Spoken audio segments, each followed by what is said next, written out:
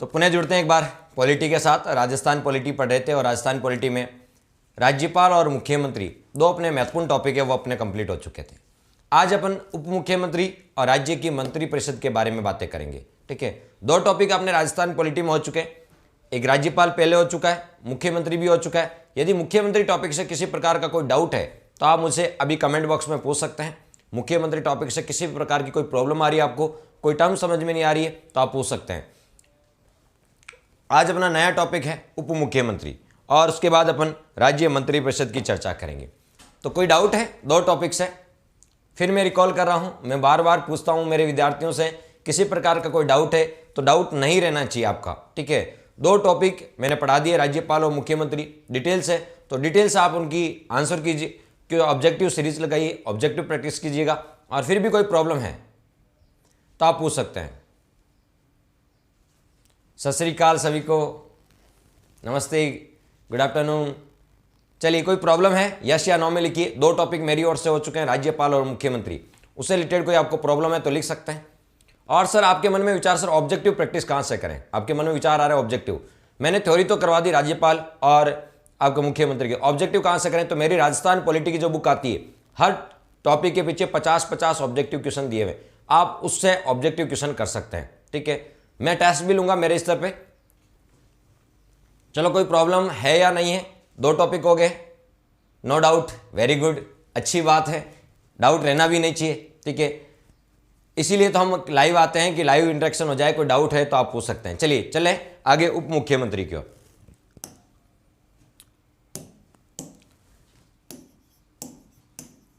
उप मुख्यमंत्री, बात करें उप मुख्यमंत्री की तो इस पद का संविधान में उल्लेख नहीं मिलता। इस पद का संविधान में उल्लेख, हाँ केशव जी बोल रहे हैं सर एक क्वेश्चन है, पूछ लीजिएगा। क्या क्वेश्चन है आपका? बिल्कुल पूछ सकते हैं, रहना ही नहीं चाहिए, कोई डाउट तो रहना ही नहीं चाहिए। आप लिख दीजिएगा, मैं आंसर दे दूंगा। बात करें उप मुख्यमंत्री, मुख्यमंत्री का पद तो संविधान में मिलता है लेकिन इस पद का संविधान में उल्लेख नहीं है, तो ये कैसा है? गैर संवैधानिक है। इसका संविधान में उल्लेख नहीं मिलता तो गैर संवैधानिक पद है, यानी इनका संविधान में उल्लेख नहीं मिलता। केशव जी संक्रांति क्षेत्र, ज्योग्राफी का क्वेश्चन, संक्रांति क्षेत्र क्या है? तो मैंने बताया था संक्रांति क्षेत्र का मतलब होता है जहां पर बहुत सारे क्षेत्र आके आपको एक जगह मिलते हैं। जैसे रणथंभौर वाला क्षेत्र संक्रांति क्षेत्र कहलाता है क्योंकि यहाँ पूर्व का मैदान, अरावली, विंध्याचल, दक्षिण पूर्व का पठार, विंध्य कगार सब आके यहाँ पर मिलती है, इसलिए संक्रांति क्षेत्र है, संक्रांति क्षेत्र है। भूगोल की क्लास नहीं हुई, ठीक है। देखो भजनलाल जी, ठीक है, एक मानव एक सामाजिक प्राणी है, ठीक है, कुछ जिम्मेदारियां उसके साथ भी होती है और कभी कभी हो भी जाती है। ठीक है, तो आप इनको समझ सकते हैं, भली बात है, आप इस चीज़ से एग्री करते होंगे। चलिए, केशव जी हो गया आपका संक्रांति प्रदेश, ठीक है।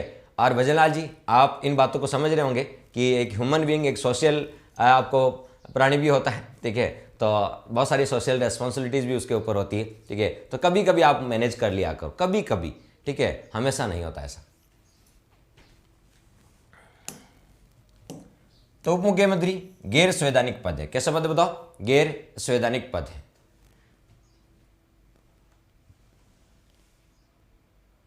हितेश जी बोले सर आपने बहुत ज्यादा पढ़ा दिया, मैं कैसे कवर करूं? हितेश जी, आप रोज के एक वीडियो की जगह 2 वीडियो देखना स्टार्ट करें, धीरे धीरे लास्ट के 10 दिन में आपका कवर हो जाएगा। एक वीडियो की जगह 2 वीडियो करेंगे तो आपका कवर हो जाएगा। और यहां से भी आप स्टार्ट करते हैं, अभी से भी आप पढ़ना स्टार्ट करते हैं तो भी समझ में आ जाएगा। ऐसा नहीं कि पहले वाला नहीं पढ़ा तो ये समझ में नहीं आएगा, ऐसा नहीं है। यहां से भी स्टार्ट करो, सब समझ में आ जाएगा, इसकी गारंटी मेरी है, ठीक है, बाकी आप छोड़ दो। तो उप मुख्यमंत्री गैर संवैधानिक पद है। कैसे बताओ? गैर संवैधानिक पद है, ठीक है। बात करें तो बताओ, राजस्थान के प्रथम, राजस्थान में अब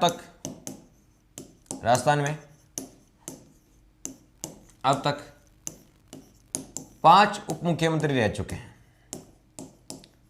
राजस्थान में अब तक 5 उप मुख्यमंत्री, तो राजस्थान में अब तक 5 उप मुख्यमंत्री रह चुके हैं। अब तक कितने उप मुख्यमंत्री रह चुके हैं? 5 उप मुख्यमंत्री रह चुके हैं। अब आपसे कोई पूछ ले 5 कौन कौन से, तो उनके नाम भी बताऊंगा। उप मुख्यमंत्री को वेतन कितना मिलता है? उप मुख्यमंत्री का वेतन कितना होता है? 65,000। मुख्यमंत्री का 75,000 होता है और उप मुख्यमंत्री का वेतन कितना होता है? 65,000 रुपये होता है। लेकिन इस पद का संविधान में उल्लेख नहीं है। ये सिर्फ राजनीतिक आपको होता है, पार्टी को, किसी भी राजनीतिक आपको होता है गुट को संतुष्ट करने के लिए इस प्रकार के पद बनाए जाते हैं।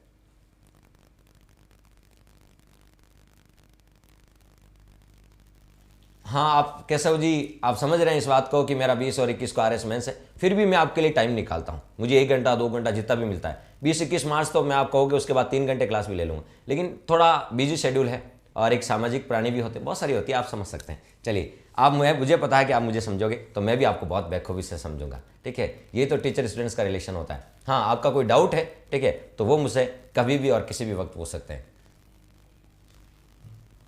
चलिए, तो अब बात कर लेते हैं उप मुख्यमंत्री कौन कौन थे। तो राजस्थान में 5 उप मुख्यमंत्री कौन कौन पहले बने थे? टीकाराम पालीवाल। टीकाराम पालीवाल। दूसरे उप मुख्यमंत्री की बात करें तो हरिशंकर भाबड़ा। हरिशंकर भाबड़ा। तीसरे उप मुख्यमंत्री की बात करें बनवारी लाल बेरवा। बनवारी लाल बेरवा। और चौथे की बात करें तो कमला बेनीवाल।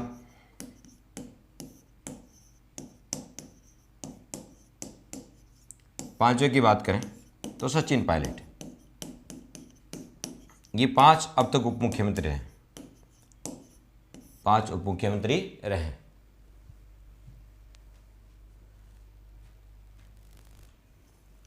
चलिए, तो यहां पे यदि अपन बात करें, राजस्थान में अब तक 5 उप मुख्यमंत्री रहे। ये आपके उप मुख्यमंत्री हैं, लेकिन ये किसके समय रहे? ये जो उप मुख्यमंत्री रहे हैं ये किसके समय रहे? उस समय मुख्यमंत्री कौन था? उस समय मुख्यमंत्री कौन था? कई बार ऐसे सम्मिलित करने में भी आ जाता है, या कौन सा है सम्मिलित है? तो टीकाराम पालीवाल जब उप मुख्यमंत्री बने थे तब इस समय मुख्यमंत्री कौन थे? तो इस समय मुख्यमंत्री जयनारायण व्यास। जयनारायण व्यास।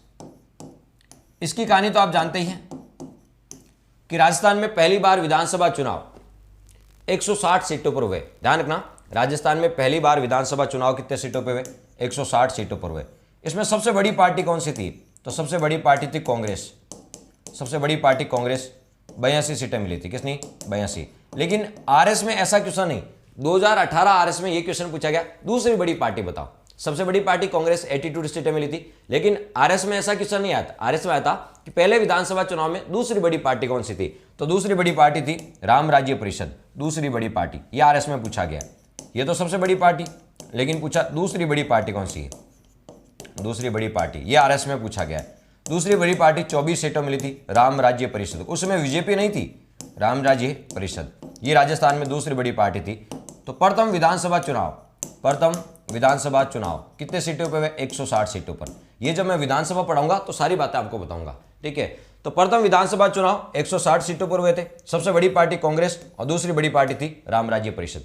अब देखिए, कांग्रेस पार्टी तो जीत गई, लेकिन कांग्रेस पार्टी का जो मुख्यमंत्री पद का दावेदार थे जयनारायण जी व्यास, ठीक है, उनको पहले ऐसा आशंका थी कि हो सकता है कि चुनाव हार ना जाए, तो 2 सीटों से चुनाव लड़ा था, जालोर और जोधपुर, लेकिन दोनों सीटों से वो चुनाव हार गए। दोनों सीटों से वो चुनाव हार गए। ठीक है, अब दोनों सीटों से चुनाव हार गए, कांग्रेस जीत गई, लेकिन मुख्यमंत्री का जो लीडर, मुख्यमंत्री पद का दावेदार था जयनारायण व्यास, वो चुनाव हार गए। तब मजबूरी में टीकाराम पालीवाल को मुख्यमंत्री बनाया। तो पहले निर्वाचित मुख्यमंत्री कौन थे? टीकाराम पालीवाल। अब टीकाराम पालीवाल को बना तो दिया, उसके बाद जयनारायण व्यास ने किशनगढ़ से उपचुनाव लड़ा और चांदमल मेहता ने जयनारायण व्यास जी के लिए सीट खाली की, और जयनारायण व्यास ने किशनगढ़ से उपचुनाव लड़ा और उपचुनाव में जीत गए। जीतने के बाद जयनारायण जी व्यास क्या बने? मुख्यमंत्री बने, और टीकाराम पालीवाल जो मुख्यमंत्री थे उनको उप मुख्यमंत्री बनाया गया था। तो टीकाराम पालीवाल ऐसे व्यक्ति थे जो मुख्यमंत्री और उप मुख्यमंत्री दोनों रहते। ठीक है, और टीकाराम पालीवाल उप मुख्यमंत्री किसके समय रहते? जयनारायण व्यास के समय रहते। ये भी आपको पता होना चाहिए। पहले विधानसभा चुनाव कितने बताओ? 160 सीटों के लिए हुए थे। ठीक है, राजस्थान में अभी विधानसभा सीटें कितनी है? तो राजस्थान में अभी विधानसभा सीटें कितनी है? 200। और ये 200 कब हुई थी? 1977 में हुई थी। कब हुई थी? 1977 में। और विधानसभा का नंबर पूछे तो 6ठी विधानसभा में हुई थी। ये क्वेश्चन भी पूछा जा सकता है, पूछा जाने लायक वाला क्वेश्चन है। चुनाव और उपचुनाव में क्या अंतर है, सारी चीजें बताऊंगा। ओपी गोदारा जी आपने पूछ लिया, तो मेरा है कि मेरे स्टूडेंट्स कोई पूछ लेते हैं तो उसका जवाब मैं पहले देता हूं। चलिए, 3 प्रकार के होते हैं, पहले इसको कंप्लीट कर लूं मैं थोड़ा, ठीक है। कि राजस्थान में भी विधानसभा सीटें कितनी, 200 कब हुई थी, 1977 में हुई थी। और कौन सी विधानसभा में हुई थी, छठी विधानसभा में हुई थी। 200 में से 34 सीटें एससी के लिए और 25 सीटें एसटी के लिए रिजर्व है। ये ध्यान रखना, आरक्षण एससी एसटी को आरक्षण कितना है। 200 में से 34 सीटें एससी के लिए रिजर्व है, ठीक है, शेड्यूल कास्ट के लिए, और 25 सीटें एसटी के लिए, शेड्यूल ट्राइब्स के लिए रिजर्व है। ये आपको ध्यान रखना, 200 में से कितनी एससी और कितनी एसटी के लिए रिजर्व है। और विधानसभा में एससी एसटी के लिए सीटों का आरक्षण कौन सा अनुच्छेद कहता है, तो विधानसभा में एससी एसटी के लिए सीटों का आरक्षण अनुच्छेद 332 में। ये बात किस अनुच्छेद में, 332 में, कि विधानसभा में भी एससी एसटी को आरक्षण मिलेगा और अपने 34 और 25 है। चलिए, अच्छा ये क्वेश्चन पटवारी में कौन सा, ये 160 वाला अमृत कौर जी पूछ रहे हैं कि पटवारी में आया था। चलिए, जो भी है आप बता दें। हाँ, अब आप पूछ रहे थे, ओपी गोदारा जी पूछ रहे थे चुनाव उपचुनाव में क्या अंतर होता है। चलिए वो भी आपको बता दो।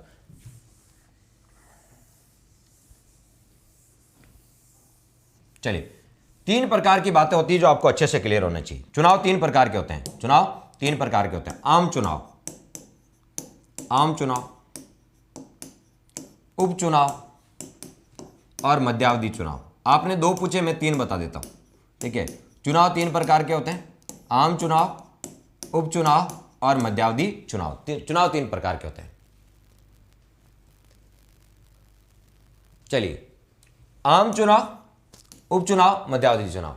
देखिए आप, मैं इतना ज़्यादा तो नहीं, लेकिन इतना कहता हूं कि मां सरस्वती की कृपा से जितना मैं आपको इस क्लास नोट्स में पढ़ाऊंगा ना, ठीक है, उतने क्वेश्चन उससे बाहर शायद ही कोई क्वेश्चन होगा राजस्थान पॉलिटी का और राजस्थान ज्योग्राफी का और आगे जाके कल्चर का, कि आपकी रीच से बाहर चले जाए, आपके कह सकते हैं आपके दायरे से बाहर चले जाए। शायद ही ऐसा कोई क्वेश्चन आपको मिलेगा। बस आपको ईमानदारी के साथ, ठीक है, पूरे तन्मयता के साथ, ठीक है, पूरे मनोयोग के साथ आपको पढ़ना होगा। बस इतनी सी बात है। चलिए, 3 प्रकार के चुनाव, उनके बारे में बात कर लेते हैं। आम चुनाव, उपचुनाव और मध्यावधि चुनाव, ठीक है। आम चुनाव, उपचुनाव और मध्यावधि चुनाव। देखिए, इसको बोलते हैं जनरल इलेक्शन। जनरल इलेक्शन ये प्रत्येक 5 वर्ष बाद होता है। ये प्रत्येक हर 5 साल के बाद जो इलेक्शन होते हैं ना, उनको बोलते हैं जनरल इलेक्शन, ठीक है, आम चुनाव, ठीक है। उपचुनाव कब होता है, उपचुनाव कब होता है, जैसे मान लीजिए कोई एमएलए और एमपी है, उसकी पद पे रहते हुए निधन हो गया। जैसे कोई एमपी है, उसका पद पे रहते हुए निधन हो गया, वो एमपी चुना और 2 साल बाद ही उसका पद पे रहते हुए क्या हो गया, निधन हो गया। पद पे रहते निधन होने से पद क्या हो गया, खाली हो गया। जब पद रिक्त हो जाता है, जब क्या हो जाता है, पद रिक्त हो जाता है, किसी भी कारण से हो सकता है। जैसे मान लीजिए उसकी मृत्यु हो गई, उसको 2 वर्ष से अधिक जेल की सजा हो गई, ठीक है, या उसने खुद ने त्यागपत्र दे दिया, किसी भी कारण से पद खाली हो जाता है एमएलए और एमपी का, तब जो चुनाव होते हैं उनको बोलते हैं बाईपोल उपचुनाव। बाईपोल उपचुनाव कब होते हैं, समझ में आ गया। खुद ने त्यागपत्र दे दिया, या आपको पता है कि उसके ऊपर भ्रष्टाचार का आरोप लगे, 2 साल से ज्यादा की जेल हो गई, या उसका निधन हो गया, किसी भी कारण से पद खाली हो जाए तो उपचुनाव होते हैं। क्या होते हैं, उपचुनाव, ठीक है। और मध्यावधि चुनाव क्या होते हैं, जैसे आपने सुना होगा अभी राजस्थान में उपचुनाव हुए थे, राजस्थान में उपचुनाव हुए थे। जैसे आपको पता राजसमंद में हुए थे, कहाँ हुए थे, राजसमंद में हुए थे, ठीक है। भीलवाड़ा में हुए थे, कहाँ होता, भीलवाड़ा में हुए थे। सुजानगढ़ चूरू में हुए थे। क्यों हुए थे, क्योंकि वहां के विधायकों की कोरोना के दौरान मृत्यु हो गई, ठीक है। अभी आपको होता है, ठीक है, दरियावाद प्रतापगढ़ में हुए थे। दरियावाद प्रतापगढ़ में कुछ समझ में आ रहा है, ये आपने सुना होगा कि राजस्थान में अभी आपको दरियावाद प्रतापगढ़, इनमें उपचुनाव हुए। उपचुनाव क्यों है, क्योंकि वहां के विधायकों की कोविड के कारण क्या होगी, ठीक है, डेथ होगी, और कोविड के कारण डेथ होने के कारण पद क्या हो गया, खाली, तो वहां पर क्या हुआ, उपचुनाव। शायद आप न्यूज़पेपर से इसको लिंक करोगे तो अब समझ में आ गया होगा उपचुनाव क्या होता है। और मध्यावधि चुनाव क्या होता है, मध्यावधि चुनाव होता है जब विधानसभा भंग हो जाए। विधानसभा क्या भंग हो जाए, तो विधानसभा भंग हो जाए, ठीक है, तो नए चुनाव कराना पड़ते हैं। आपको पता है राज्यपाल विधानसभा को भंग कर सकता है, आर्टिकल 174 याद हो। राज्यपाल विधानसभा का सत्र बुला सकता है, सत्र को समाप्त कर सकता है और विधानसभा को भंग कर सकता है। राज्यपाल विधानसभा को भंग कर सकता है। तो मान लीजिए विधानसभा भंग हो गई, कब होगी, विधानसभा भंग होती है जब किसी को स्पष्ट बहुमत नहीं मिलता, उस कंडीशन में विधानसभा भंग हो जाती है। जब विधानसभा भंग हो जाती है, विधानसभा क्या, विधानसभा भंग हो जाती है। विधानसभा टेम्परेरी हाउस है, अस्थायी सदन है, विधानसभा भंग हो सकती है। 5 साल से पहले भी विधानसभा भंग हो सकती है। विधानसभा भंग हो जाए तब वापस नए सिरे से चुनाव होते हैं, उनको बोलते हैं मध्यावधि चुनाव, मिड टर्म इलेक्शन, ठीक है। तो आपको समझ में आ गया चुनाव कब कब होते हैं। प्रत्येक 5 साल बाद चुनाव होते हैं, उसको बोलते हैं आम चुनाव। ठीक है, पद रिक्त हो जाए किसी के भी कारण से, त्यागपत्र या मृत्यु होने के कारण, तो उपचुनाव होते हैं। और विधानसभा जब भंग हो जाए तो नए सिरे से चुनाव होते हैं, उनको बोलते हैं मध्यावधि चुनाव। एमएलए दूसरी पार्टी में चले जाए उसको बोलते हैं दल बदल। क्या बोलते हैं? दल बदल। ठीक है, अभी वो भी बताऊंगा, आपने पूछा, पहले इसको मैं ओपी गोदारा जी की प्रॉब्लम को मैं सॉर्ट आउट कर देता हूं, फिर आपकी प्रॉब्लम पे भी आता हूं। तो आम चुनाव समझ गए, प्रत्येक 5 वर्ष के बाद होता है। उपचुनाव पद रिक्त होने पर होता है। ठीक है, और मध्यावधि चुनाव आपको पता है लोकसभा और विधानसभा भंग होने पर। राजस्थान में 1980 में पहली बार मध्यावधि चुनाव है। राजस्थान में 1980 में पहली बार क्या हुए? मध्यावधि चुनाव। तो राजस्थान में पहली बार मध्यावधि चुनाव कब हुए थे? 1980 में हुए थे। कब हुए थे? 1980 में। यह भी आपको ध्यान में रखना है, पहली बार मध्यावधि चुनाव है। आगे चलते हैं। यदि बात करें कौन सी विधानसभा में मध्यावधि चुनाव है, तो राजस्थान की कौन सी विधानसभा थी जिसमें मध्यावधि चुने? तो छठी विधानसभा में। छठी विधानसभा में। ये भी पूछेंगे कि राजस्थान की कौन सी विधानसभा में मध्यावधि चुनाव थे, तो छठी विधानसभा में क्या हुए थे? मध्यावधि चुनाव थे। ये भी आपको ध्यान रखना। चलिए, आम चुनाव में जो जीतता है वो 5 साल काम करता है। आम चुनाव में जो जीतता है वो कितने साल काम करेगा? पूरे 5 साल काम करेगा। जनरल इलेक्शन में जो जीतता है वो पूरे 5 साल काम करता है। ठीक है, और उपचुनाव में जो जीतता है, ठीक है, उपचुनाव कब होता है? जब किसी का पद रिक्त हो जाए। मान लीजिए किसी एमएलए ने 3 साल काम किया, ठीक है, और उसके दौरान 3 साल बाद, 3 साल होते ही उसका निधन हो गया, तो बचे कितने साल? 5 साल कार्यकाल होता है। तो बताओ बचे कितने साल? 2 साल। तो 2 साल के लिए जो उपचुनाव होंगे, और उपचुनाव में जो जीतेगा वो 2 साल के लिए काम करेगा। ठीक है, और यदि मान लीजिए 4.5 साल हो गए, 6 महीने बचे हैं, तो फिर उपचुनाव नहीं होते हैं। ये भी आपको ध्यान रखना है। ठीक है, तो बताओ उपचुनाव में जो जीतता है वो शेष चुनाव के लिए, शेष समय के लिए काम करता है। शेष समय के लिए मान लीजिए किसी एमएलए ने 2.5 वर्ष काम किया है, ठीक है, और उसका निधन हो गया, तो 2.5 वर्ष जो बचे हैं ना, जो जीतेगा ना उपचुनाव में, वो 2.5 वर्षों के लिए काम करेगा। तो शेष जो समय बचता है उसके लिए आपको तो उपचुनाव में जीतने वाला काम करता है। ठीक है, और मध्यावधि चुनाव में तो विधानसभा भंग हो जाती है। विधानसभा भंग हो गई तो वापस पूरी नई विधानसभा आएगी। पूरी नई विधानसभा नहीं आ रही है तो नहीं आएगी, तो वो कितने साल काम करेगी? पूरे 5 साल करेगी। कितने बताओ? पूरे 5 साल करेगी। ये कंसेप्ट भी आना चाहिए आपको। ये सारी चीजें समझ में आ गई। तो आज के बाद 3 प्रकार के चुनाव होते हैं, इनमें कोई डाउट नहीं होना चाहिए। ठीक है, आम चुनाव, उपचुनाव, मध्यावधि चुनाव कब कब होते हैं, और जीतने वाला कितने कितने समय तक काम करता है। हाँ, और क्या पूछ रहे हैं? हरिशंकर बाबड़ा फर्स्ट गैर कांग्रेसी। अच्छा, चलिए, तो यहां तक इसमें कोई दिक्कत नहीं होनी चाहिए। ओपी गोदारा जी, अब आपका शायद क्लियर हो गया होगा।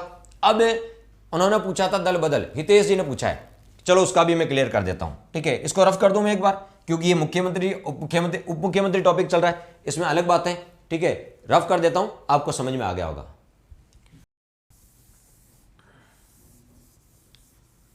और यदि आपसे दल बदल की बात करें तो मैं आपको दल बदल भी समझा देता हूं। दल बदल क्वेश्चन पूछने की कोई मनाही नहीं है, हम क्वेश्चन पूछने के लिए, डाउट के लिए तो यहां आते हैं। ठीक है, दल बदल का मतलब पार्टी चेंज करना। ठीक है, कैसे पार्टी चेंज करना? कैसे? मान लीजिए आप कांग्रेस के टिकट पे चुनाव जीते हैं, चुनाव कांग्रेस के टिकट पे जीता है, लेकिन जीतने के बाद आप बीजेपी में चले जाते हैं। जीतने के बाद बीजेपी वाले कहते हैं कि आपको मंत्री बना देंगे, और आप बीजेपी में चले जाते हैं। इसका मतलब कांग्रेस के टिकट पे चुनाव जीता है तो आपको 5 साल कांग्रेस में ही रहना है। यदि आप बीजेपी में चले गए तो आपने पार्टी क्या कर ली? चेंज कर ली। ठीक है, तो दल बदल का उल्लेख पहले हमारे ओरिजिनल संविधान में कहीं भी नहीं था। ठीक है, ओरिजिनल संविधान में दल बदल का कोई प्रावधान नहीं था। ठीक है, लेकिन 1966 के समथिंग, 1965-66 के समथिंग हरियाणा का एक विधायक था। ठीक है, गयाराम। कौन सा? गयाराम। उसने एक ही दिन में 3 पार्टियां चेंज कर ली। एक ही दिन में कितनी? 3 पार्टियां चेंज कर ली, और नाम हो गया, जब से नाम रखा आयाराम गयाराम। आयाराम गयाराम, क्योंकि एक ही दिन में उसने 3 पार्टियां चेंज कर ली। पहले दल बदल के लिए रोकने के लिए कोई कानून ही नहीं थे हमारे संविधान में। दल बदल को रोकने के लिए पहले कोई कानून ही नहीं थे। तो क्या होता है कि बताओ, जैसे दल बदल होता है ना, तो सरकार गिर जाती है या सरकार अस्थिर हो जाती है।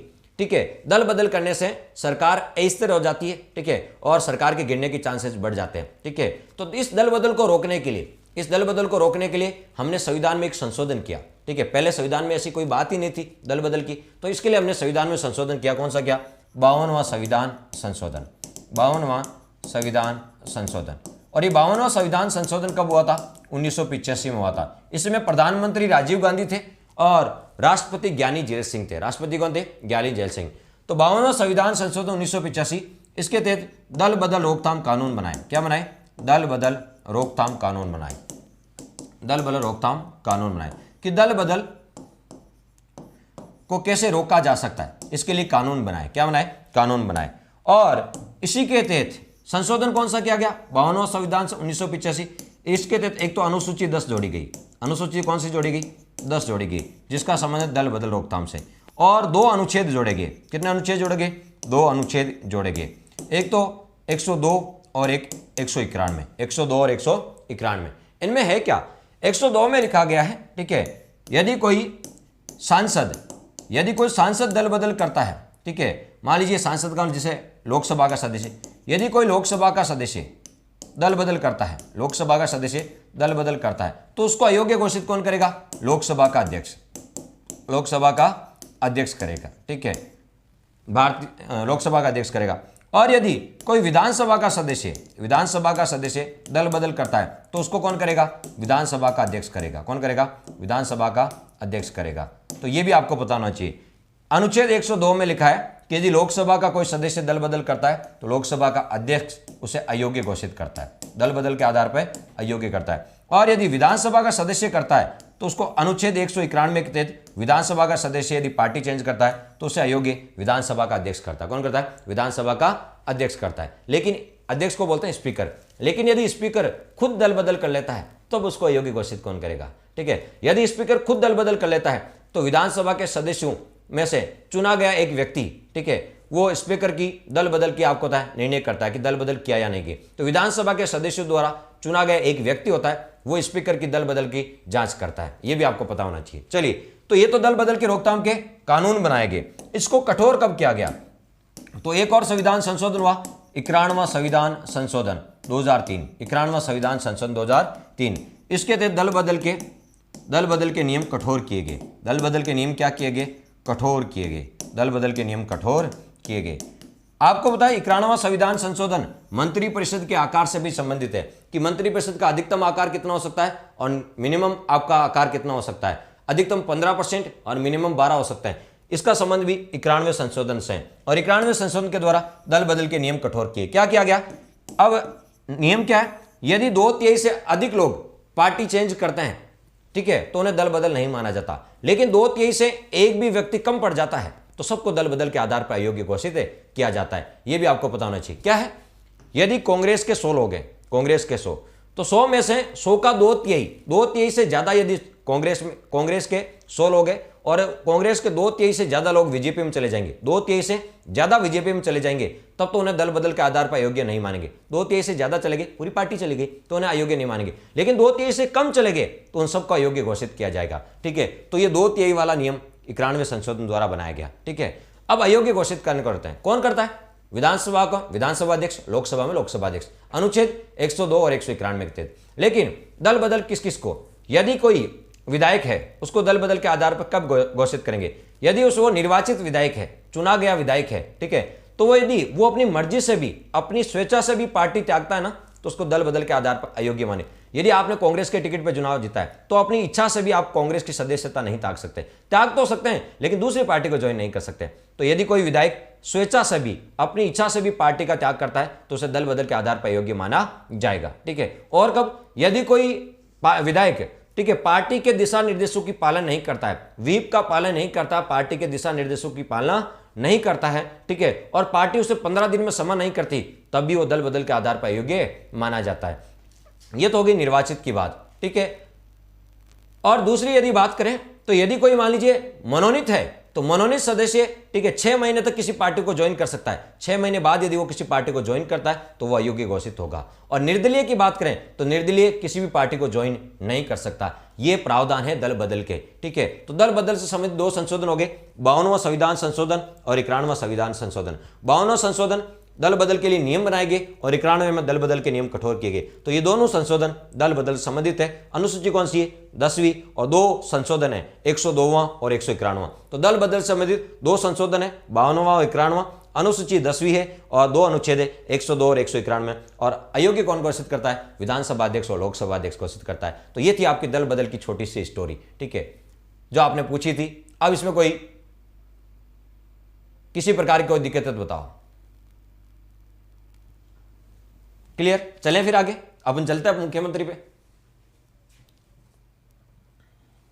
चलिए, हम उप मुख्यमंत्री पढ़ रहे थे, तो हम देखिए राजस्थान में कितने उप मुख्यमंत्री बने हैं। तो राजस्थान में 5 उप मुख्यमंत्री बने हैं। ठीक है, कौन कौन बताओ? टीकाराम पालीवाल, हरिशंकर भाबड़ा, बनवारी लाल बेरवा, कमला बेनीवाल, सचिन पायलट। हो सकता है एग्जाम में ऐसा पूछ ले कि राजस्थान में कौन उप मुख्यमंत्री नहीं रहा, तो बताओ 4 ही ऑप्शन आते हैं, 4 नाम दे सकते हैं आपसे। तो ये 5 नाम है जो आप अच्छे से याद करें कि 5 कौन कौन है। ठीक है, और आपको जो याद करना है कि किसके समय रहते, किस मुख्यमंत्री के समय उप मुख्यमंत्री रहते। तो टीकाराम पालीवाल जेना व्यास के समय, हरिशंकर भाबड़ा, ठीक है, ये आपको पता है पहले गैर कांग्रेसी मुख्यमंत्री थे भैरों सिंह शेखावत।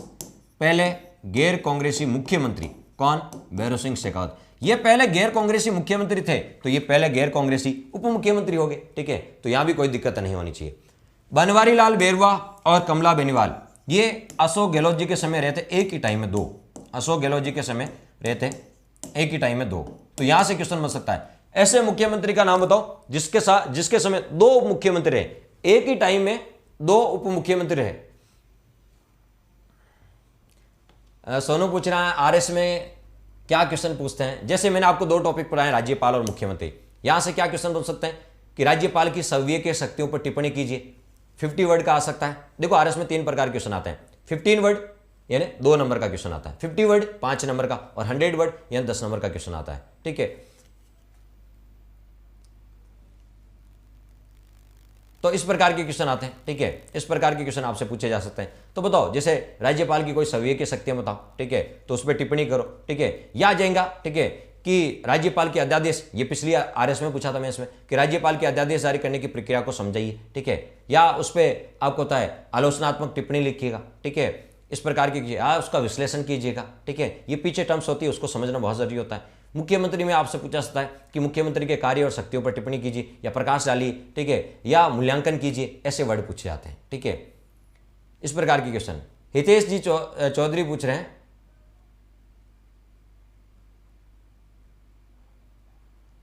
हाँ कृष्णा जी सारण पूछे, संविधान संशोधन सारे एक क्लास में।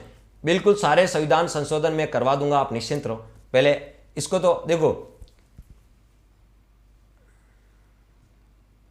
सर, सेकंड ग्रेड अध्यापक के लिए भी मैं क्या कह रहा हूं, ये क्लास आपके फर्स्ट आरएस के लिए काम है। आरएस प्रीलिम्स दे सकते हो इसको पढ़ने के बाद, और आरएस प्रीलिम्स में सारे क्वेश्चन मिलेंगे, मैं आपको बता देता हूं। ये मेरा पर्सनल अनुभव, व्यक्तित्व। ठीक है, आरएस दे सकते हो, फर्स्ट ग्रेड दे सकते हो, सेकंड ग्रेड दे सकते हो, सब इंस्पेक्टर दे सकते हो, और बाकी निचले तो तमाम दे सकते हो। ठीक है, तो हर प्रकार के एग्जाम के लिए इतनी डिटेल से कराई जा रही। आपको फिर भी यदि लगता है कि नहीं राहुल सर हो सकता कम करवा दें, तो आप आरएस में कहीं भी जयपुर में आपका कोई दोस्त तैयारी कर रहा है तो उसके नोट्स आप रूबरू करवा लेना। चलिए अब अपन टॉपिक पे चलते हैं, बातें काफी हो गई आज।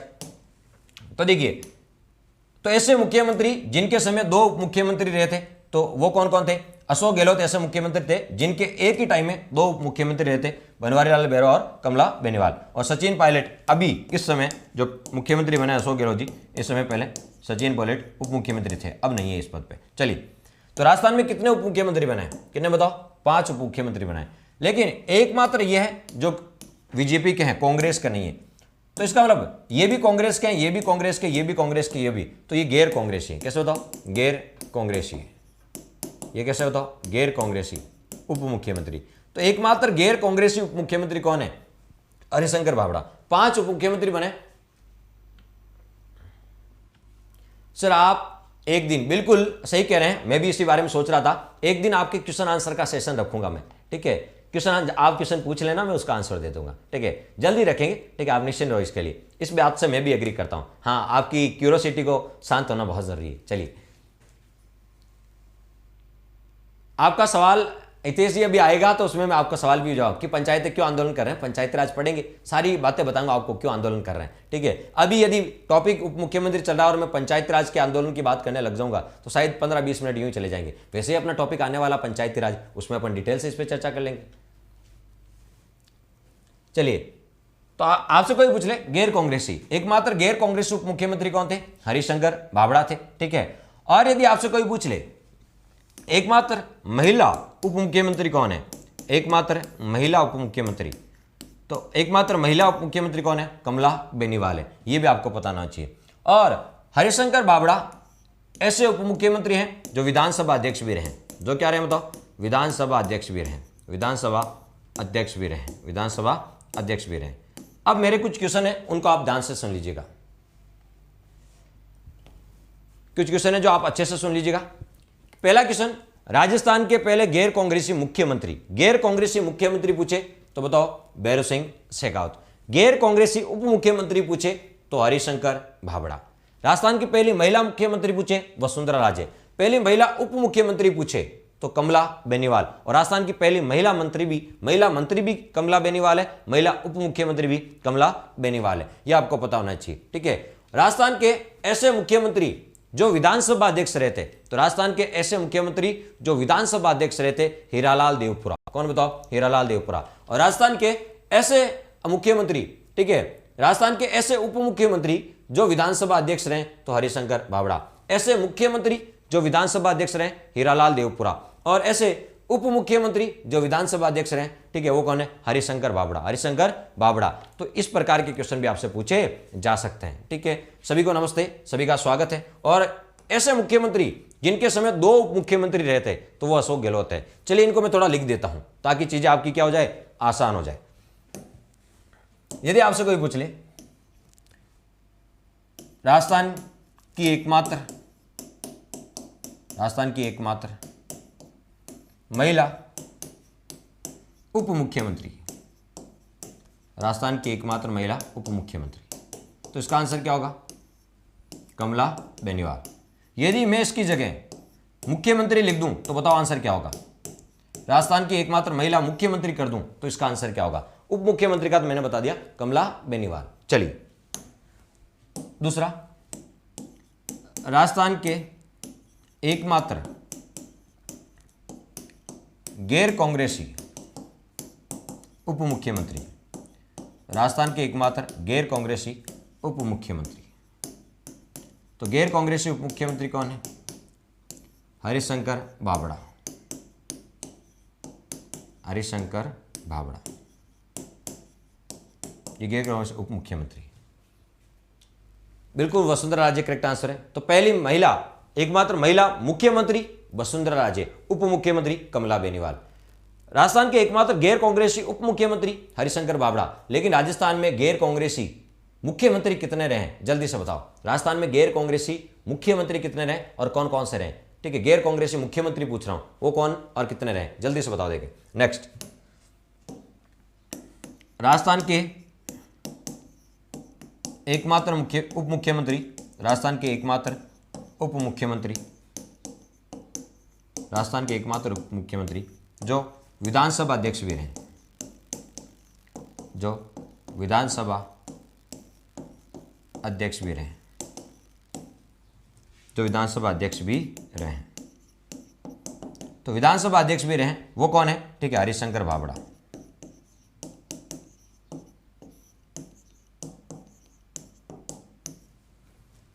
बिल्कुल सही कह रहे हैं, अधिकांश विद्यार्थियों का आंसर बिल्कुल सही है। सब बिल्कुल, 2 का आंसर बिल्कुल करेक्ट आंसर है, 2 करेक्ट आंसर है। ठीक है, आपको पता है पहले गैर कांग्रेसी मुख्यमंत्री आपको पता है भैरव सिंह शेखावत और दूसरे वसुंधरा राजे, तो 2 ही गैर कांग्रेसी मुख्यमंत्री रहे। चलिए, आपसे कोई पूछ ले राजस्थान के एकमात्र उप मुख्यमंत्री जो विधानसभा अध्यक्ष रहे हरिशंकर बाबड़ा, लेकिन मैं क्वेश्चन चेंज करके पूछ लूं कि राजस्थान के मुख्यमंत्री जो विधानसभा अध्यक्ष रहे, तो उसका आंसर क्या होगा? कि राजस्थान के मुख्यमंत्री जो विधानसभा अध्यक्ष रहे, तो उसका आंसर क्या होगा? जल्दी से बताओ देखें। अशोक गहलोत के समय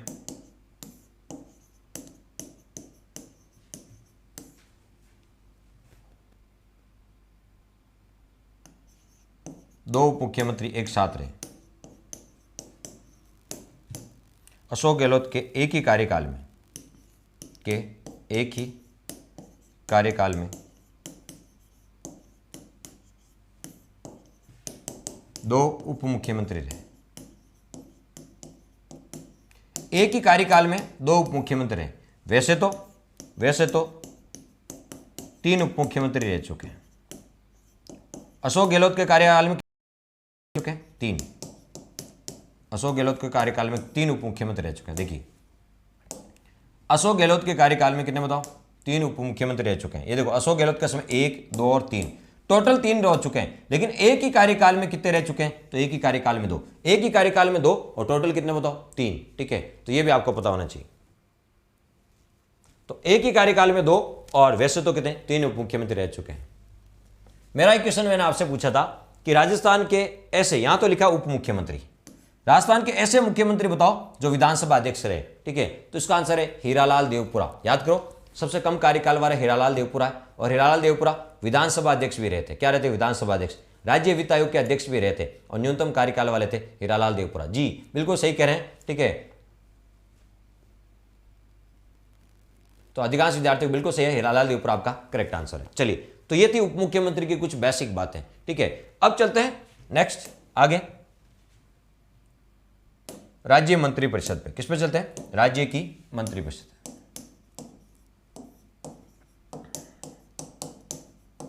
राज्य मंत्रिपरिषद, तो इसमें कुछ वर्ड्स है जिनको समझना बहुत जरूरी है। ठीक है, एक होता मंत्रिपरिषद और एक होता मंत्रिमंडल। दोनों को अच्छे से, आप में से कोई बताएगा मंत्रिमंडल और मंत्रिपरिषद में क्या अंतर है? कितने विद्यार्थी बताएंगे? देखें,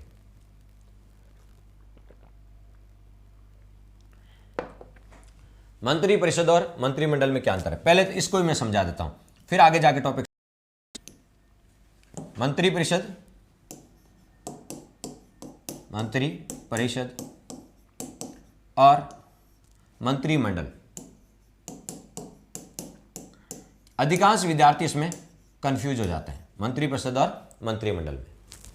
चलिए मैं इसका एक क्वेश्चन बताता हूं पहले आपको, देखते हैं कि आपको पहले से कितना आता है, पहले से कितना आपका कंसेप्ट है। क्वेश्चन बताता हूं, कौन सा कथन असत्य है? असत्य कथन आपको छांटना है। देखते हैं आपकी तैयारी कितनी है। मंत्रिपरिषद, मंत्रिपरिषद के मुकाबले मंत्रिमंडल का आकार, मंत्रिमंडल का आकार बड़ा होता है, आकार बड़ा होता है। दूसरा, पहला स्टेटमेंट है। दूसरा, मंत्रिमंडल के मुकाबले, मंत्रिमंडल के मुकाबले मंत्रिपरिषद की शक्तियां, की शक्तियां ज्यादा होती है,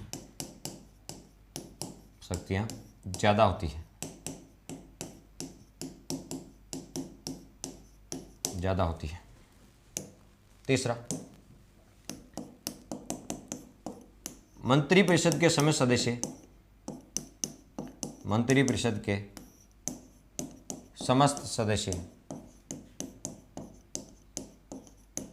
मंत्रिमंडल के सदस्य होते हैं, मंत्रिमंडल के सदस्य होते हैं। और चौथा ऑप्शन है, मंत्रिपरिषद शब्द का उल्लेख मूल संविधान में नहीं था, मूल संविधान में नहीं था।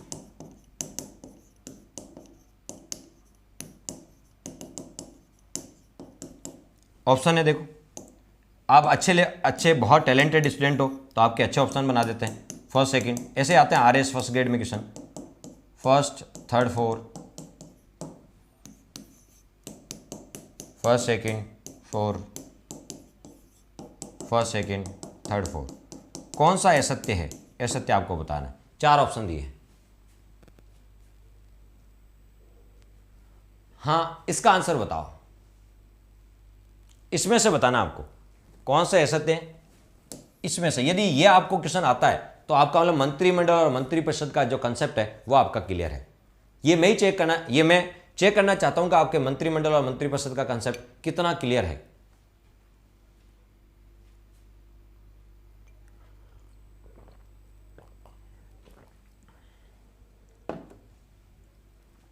ये ऑप्शन रहे, ये देखो 4 ऑप्शन लिखे हुए हैं, इन चारों ऑप्शन में से बताना आपको।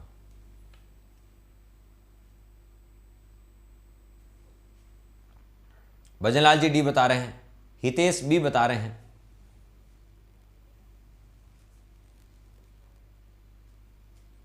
चलिए और देखते हैं, देखें और किसी का आंसर आ रहा है। किस्मत आजमाओ, जो किस्मत आजमाना चाह रहा है आजमा सकता है। आरपीएससी मौके नहीं देगी, राहुल सर मौके दे रहे हैं, किस्मत आजमा सकते हो। नैना ए बता रहे हैं सही नहीं बताना है, असत्य बताना है, सही तो बताना ही नहीं है। शायद भी बता रहे हैं। चलिए और कोई, चलो अभी इस क्वेश्चन को साइड में रख देते हैं। पहले मंत्रिमंडल और मंत्रिपरिषद का कंसेप्ट क्लियर कर लेते हैं, फिर इस क्वेश्चन पर वापस आते हैं, पढ़ने के बाद आते हैं ताकि फिर देखते हैं फिर ये क्वेश्चन सही होता है या नहीं होता है। चलिए पहले इस पे आ जाते हैं, ये मैं समझा देता हूं आपको। एक है मंत्री परिषद और एक है मंत्रिमंडल। अब मैं थोड़े मंत्री महोदय को घर भेज देता हूं, ये लो मंत्री जी को थोड़ा घर भेज देते हैं, आराम कराएंगे, ठीक है। ये मंत्री घर भेज दिया। अब क्या बचा है, परिषद बची है और मंडल बचा है। अब तो कोई दिक्कत नहीं, एक तरफ परिषद बचा है और एक तरफ मंडल बचा है। अब आप यदि सामान्य, चलिए यदि आप सामान्य परिस्थितियों से गुजरे हो, ठीक है, ग्रामीण पृष्ठभूमि से जुड़े हुए हो, तो मुझे ये बताओ जिला परिषद जानते हो ना, जिला परिषद एक तो होती जिला में परिषद, और एक आप बताओ मंडल के चुनाव होते हैं, मंडल के जिसमें प्रधान बनता है, पंचायत समिति के सदस्य बनते हैं, उप प्रधान बनता है, ऐसा तो जानते हो मंडल के चुनाव। कितने आज मंडल के चुनाव हो रहे हैं जिसमें पंचायत समिति के सदस्य चुने जाएंगे, फिर उप प्रधान चुना जाएगा, फिर उन्हीं में से प्रधान चुना जाएगा, कुछ याद है? तो वो होता है मंडल के चुनाव। कौन से? मंडल के। और जिला लेवल पे होती है जिला परिषद। जिला लेवल पे क्या होती है? जिला परिषद। अब मुझे बताओ जिला परिषद बड़ी है या मंडल बड़ा है? तो ये तो जिला के लेवल पे होती है और ये पंचायत समिति लेवल पे होती है। तो बड़ी कौन सी है? तो परिषद बड़ी है क्योंकि जिला परिषद जिले लेवल पे होती है, ठीक है। तो पहले मुझे ये बता दो इनमें से बड़ा कौन है, इनमें से बड़ा कौन है? तो देखिए, तो परिषद किस लेवल पे होती है? जिला लेवल पे होती है, ठीक है। तो परिषद बड़ी है। परिषद कैसी है? बड़ी है। और ये पंचायत समिति लेवल पे होती है तो ये छोटी है। ये कैसे बताओ? छोटी। इतना समझ में आ गया? यहां तक कुछ भी नहीं करना। परिषद बड़ी है क्योंकि जिला लेवल पे होती है और मंडल छोटा है। चलिए, तो है शक्तियां इसमें कम है, शक्तियां इसमें कम है। बड़ा पेड़ तो खजूर का भी है लेकिन छाया क्या देता है? कम। इसी प्रकार ये बड़ी तो है लेकिन इसके पास पावर कम है। बड़ा है लेकिन पावर कम है। ये छोटा है लेकिन पावर क्या है? ज्यादा है। इसके पास छोटा है, पावर क्या है? ज्यादा है। ऐसे याद, बड़ा के पास शक्तियां कम है, छोटा है और उतना ही खोटा है, यानी शक्तियां ज्यादा है। चलिए, अब वापस मंत्री जी बिठा देते हैं। ये दो मंत्री जी को वापस बिठा देते हैं। मंत्री बिठा दो, मंत्री और मंत्री। ये मंत्री परिषद और ये मंत्रिमंडल। अब मुझे बताओ, ठीक है, मंत्री परिषद कैसी होती है? मंत्री परिषद का आकार कैसा होता है? मंत्री परिषद का आकार बड़ा होता है, ठीक है। मंत्रिमंडल का आकार कैसा होता है? छोटा होता है। इसका आकार बड़ा होता है तो क्यों होता है? बड़ा होता है तो क्यों होता है? तो मंत्री तीन प्रकार के होते हैं। मंत्री कितने प्रकार के होते हैं? तीन प्रकार के होते हैं। कैबिनेट मंत्री, राज्य मंत्री, उप मंत्री। वैसे मंत्रियों की एक चौथी कैटेगरी होती है संसदीय सचिव, लेकिन मंत्री मुख्य रूप से तीन प्रकार के होते हैं। कैबिनेट मंत्री, राज्य मंत्री, उप मंत्री, ठीक है। इसका आकार इसलिए बड़ा होता है क्योंकि इसमें तीनों के तीनों मंत्री आ जाते हैं। जिस घर में सारे के सारे मेंबर आ जाए वो आकार बड़ा ही होगा, ठीक है। तो इसका आकार इसलिए बड़ा है क्योंकि इसमें तीनों मंत्री आते हैं। कौन कौन से आते हैं? इसमें कैबिनेट मंत्री भी आता है, इसमें राज्य मंत्री भी आता है और इसमें उप मंत्री भी आता है। तीनों के तीनों इसमें आते हैं इसलिए आकार क्या होता है? बड़ा होता है। तीनों के तीनों इसमें आ जाते हैं इसलिए आकार क्या हो गया? बड़ा हो गया। तो तीनों के तीनों मंत्री आ जाते हैं इसलिए आकार बड़ा हो गया। इसका आकार छोटा क्यों है साहब? इसका आकार छोटा है इसलिए इसमें एक ही मंत्री आते हैं। कौन से? कैबिनेट मंत्री। इसमें एक ही मंत्री आते हैं इसलिए ये छोटे हैं, ठीक है। जिस घर में एक ही लड़का हो वो छोटा होगा, घर का साइज। जिसमें तीन लड़के हो तो उसका घर का आकार बड़ा होगा, ठीक है। तो इसका आकार बड़ा क्यों होता है? तीनों मंत्री आते हैं। इसका आकार छोटा क्यों होता है? इसमें कैबिनेट मंत्री आते हैं। हाँ बिल्कुल, इतने से मिल जाएगी। चलिए, तो देखिए, मंत्रिमंडल में केवल और केवल कैबिनेट मंत्री आते हैं और मंत्रिपरिषद में तीनों प्रकार के मंत्री आते हैं। तीनों प्रकार के मंत्री आते हैं, ठीक है। अब मैं आपको एक एक स्टेटमेंट चेक करा। क्या ये मंत्रिपरिषद इसका उल्लेख मूल संविधान में था? बिल्कुल था, संविधान में था। कौन से अनुच्छेद में? एक तो अनुच्छेद 163 में है, अनुच्छेद 163 में, और एक 74 में। एक अनुच्छेद 163 में और एक 74 में। कैसे है वो भी समझ लेते हैं। देखिए, 163 में आप जानते हो, एक पहले 74 में चेक कर लेते हैं। राष्ट्रपति को सलाह देने के लिए केंद्रीय मंत्रिपरिषद होती है। राष्ट्रपति को सलाह देने के लिए क्या होती है? केंद्रीय मंत्रिपरिषद होती है। तो राष्ट्रपति को सलाह देने के लिए, राष्ट्रपति को सलाह देने के लिए, राष्ट्रपति को सलाह देने के लिए क्या होती है? केंद्रीय मंत्रिपरिषद होती है। राष्ट्रपति को सलाह देने के लिए क्या होती है? केंद्रीय। राष्ट्रपति अपनी मर्जी से काम नहीं करता, अपने विवेक से काम नहीं करता, वो मंत्रिपरिषद की सलाह से काम करता है। तो राष्ट्रपति को सलाह देने के लिए केंद्रीय मंत्रिपरिषद होती है। तो बताओ ये कौन सी मंत्रिपरिषद है? केंद्र की है। राष्ट्रपति को सलाह देने के लिए केंद्रीय मंत्रिपरिषद होती है। इस बात का उल्लेख किस अनुच्छेद में? 74 में। इसी प्रकार जब राष्ट्रपति को सलाह देने के लिए केंद्रीय होगी तो राज्यपाल को सलाह देने के लिए किसको? वहां राष्ट्रपति होता है और राज्य में क्या होता है? राज्यपाल। तो राज्यपाल को सलाह देने के लिए, राज्यपाल को सलाह देने के लिए राज्य मंत्रिपरिषद होती है। राज्यपाल को सलाह देने के लिए, राज्यपाल को सलाह देने के लिए क्या होती है? राज्य की मंत्रिपरिषद होती है। राज्यपाल को सलाह देने के लिए राज्य की क्या होती है? मंत्रिपरिषद होती है। तो राज्यपाल को सलाह देने के लिए राज्य की क्या होती है? मंत्रिपरिषद होती है। इस बात का उल्लेख अनुच्छेद में 163 में। तो देखो ये भी मंत्रिपरिषद और ये भी मंत्रिपरिषद। तो मंत्रिपरिषद का उल्लेख पहले से हमारे संविधान में था, यानी मूल संविधान में था। ठीक है, मंत्रिपरिषद का हमारे पहले से उल्लेख था, ये मूल संविधान में इसका उल्लेख था। कौन से अनुच्छेद में था? तो मूल संविधान में एक तो अनुच्छेद 74 में केंद्रीय मंत्रिपरिषद और 163 में राज्य की मंत्रिपरिषद। दोनों मंत्रिपरिषदों का उल्लेख पहले से हमारे संविधान में था। ठीक है, लेकिन मंत्रिमंडल इसका उल्लेख मूल संविधान में नहीं था। इसका उल्लेख मूल संविधान में नहीं था। इसका उल्लेख मूल संविधान में नहीं था। तो इसका उल्लेख मूल संविधान में नहीं था, इसका मतलब है बाद में जोड़ा गया। मूल संविधान में नहीं था, इसका मतलब बाद में इसको जोड़ा गया। तो ये जो मंत्रिमंडल है, इस शब्द का मूल संविधान में उल्लेख नहीं था, इसे बाद में जोड़ा गया। तो किस संशोधन द्वारा जोड़ा गया मंत्रिमंडल का? तो मंत्रिमंडल का बाद में किस संशोधन के द्वारा जोड़ा गया? 44वां संविधान संशोधन, 44वां संविधान संशोधन 1978 द्वारा, 1978 मोरारजी देसाई के समय द्वारा अनुच्छेद 352 में जोड़ा गया। अनुच्छेद 352 में जोड़ा गया। 352 में जोड़ा गया। क्या जोड़ा गया 352? वो सुन लो। पहले 352 का संबंध किससे है? आपातकाल से। आपातकाल 3 प्रकार का होता है। राष्ट्रीय आपातकाल, राष्ट्रपति शासन, राज्य आपातकाल। राष्ट्रीय आपातकाल जब पूरे देश में लगता है तो उसको बोलते हैं राष्ट्रीय आपातकाल। 3 बार लग चुका है, 1962 में, 1971 में, 1975 में। क्यों लगता है? युद्ध, बाह्य आक्रमण और सशस्त्र विद्रोह, इन 3 कंडीशन में लगता है। ठीक है, पहले आंतरिक अशांति था, अब उसकी जगह सशस्त्र विद्रोह जोड़ दिया 44वें संशोधन के द्वारा। पहले जब 1975 में इंदिरा गांधी ने लगाया था, 25 जून 1975 में आंतरिक अशांति के आधार पर इंदिरा गांधी ने लगाया था, तो उसने मंत्रियों से नहीं पूछा था, यानी मंत्रियों से बिना पूछे ही उसने आपको होता है फखरुद्दीन अली से राष्ट्रपति शासन लगवा दिया था। तो मोरारजी देसाई आए इंदिरा गांधी के बाद। पहले गैर कांग्रेसी प्रधानमंत्री कौन थे? मोरारजी देसाई। और उन्होंने संविधान में एक संशोधन कराया, कौन सा?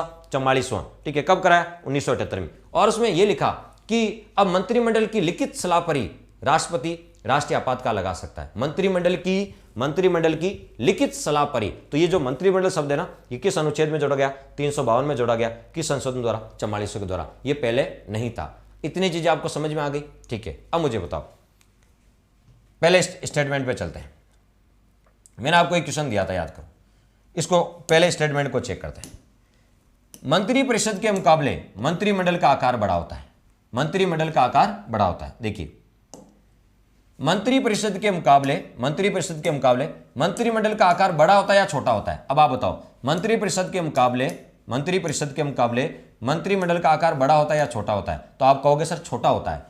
मंत्रिमंडल के मुकाबले मंत्रिपरिषद का जो आकार है वो आकार कैसा होता है? छोटा होता है। क्यों होता है? क्योंकि इसमें तो एक ही मंत्री आता है, इसमें 3 आते हैं। तो मंत्रिमंडल का आकार क्या होता है? छोटा होता है। मंत्रिमंडल का आकार क्या होता है? छोटा होता है। चलिए इसको देखते हैं। तो मंत्रिमंडल का आकार बड़ा होता है या छोटा होता है? तो मंत्रिमंडल का आकार छोटा होता है। मंत्रिमंडल का आकार, क्यों? मंत्रिपरिषद में 3 मंत्री आते हैं, मंत्रिमंडल में एक ही मंत्री आते हैं। तो मंत्रिमंडल का आकार बड़ा नहीं होगा, छोटा होगा। कैसा होगा? छोटा होगा। तो ये गलत था। बड़ा लिखा हुआ था इसलिए ये गलत था। चलिए इसको चेक करते हैं। मंत्रिमंडल के मुकाबले मंत्रिपरिषद की शक्तियां ज्यादा होती है। ठीक है, मंत्रिमंडल के मुकाबले मंत्रिपरिषद की शक्तियां ज्यादा होती है। मंत्रिमंडल के मुकाबले मंत्रिपरिषद की शक्तियां ज्यादा होती है या कम होती है? कम होती है। क्योंकि मंत्रिमंडल के मुकाबले मंत्रिपरिषद की शक्तियां कम होती है। क्यों कम होती है?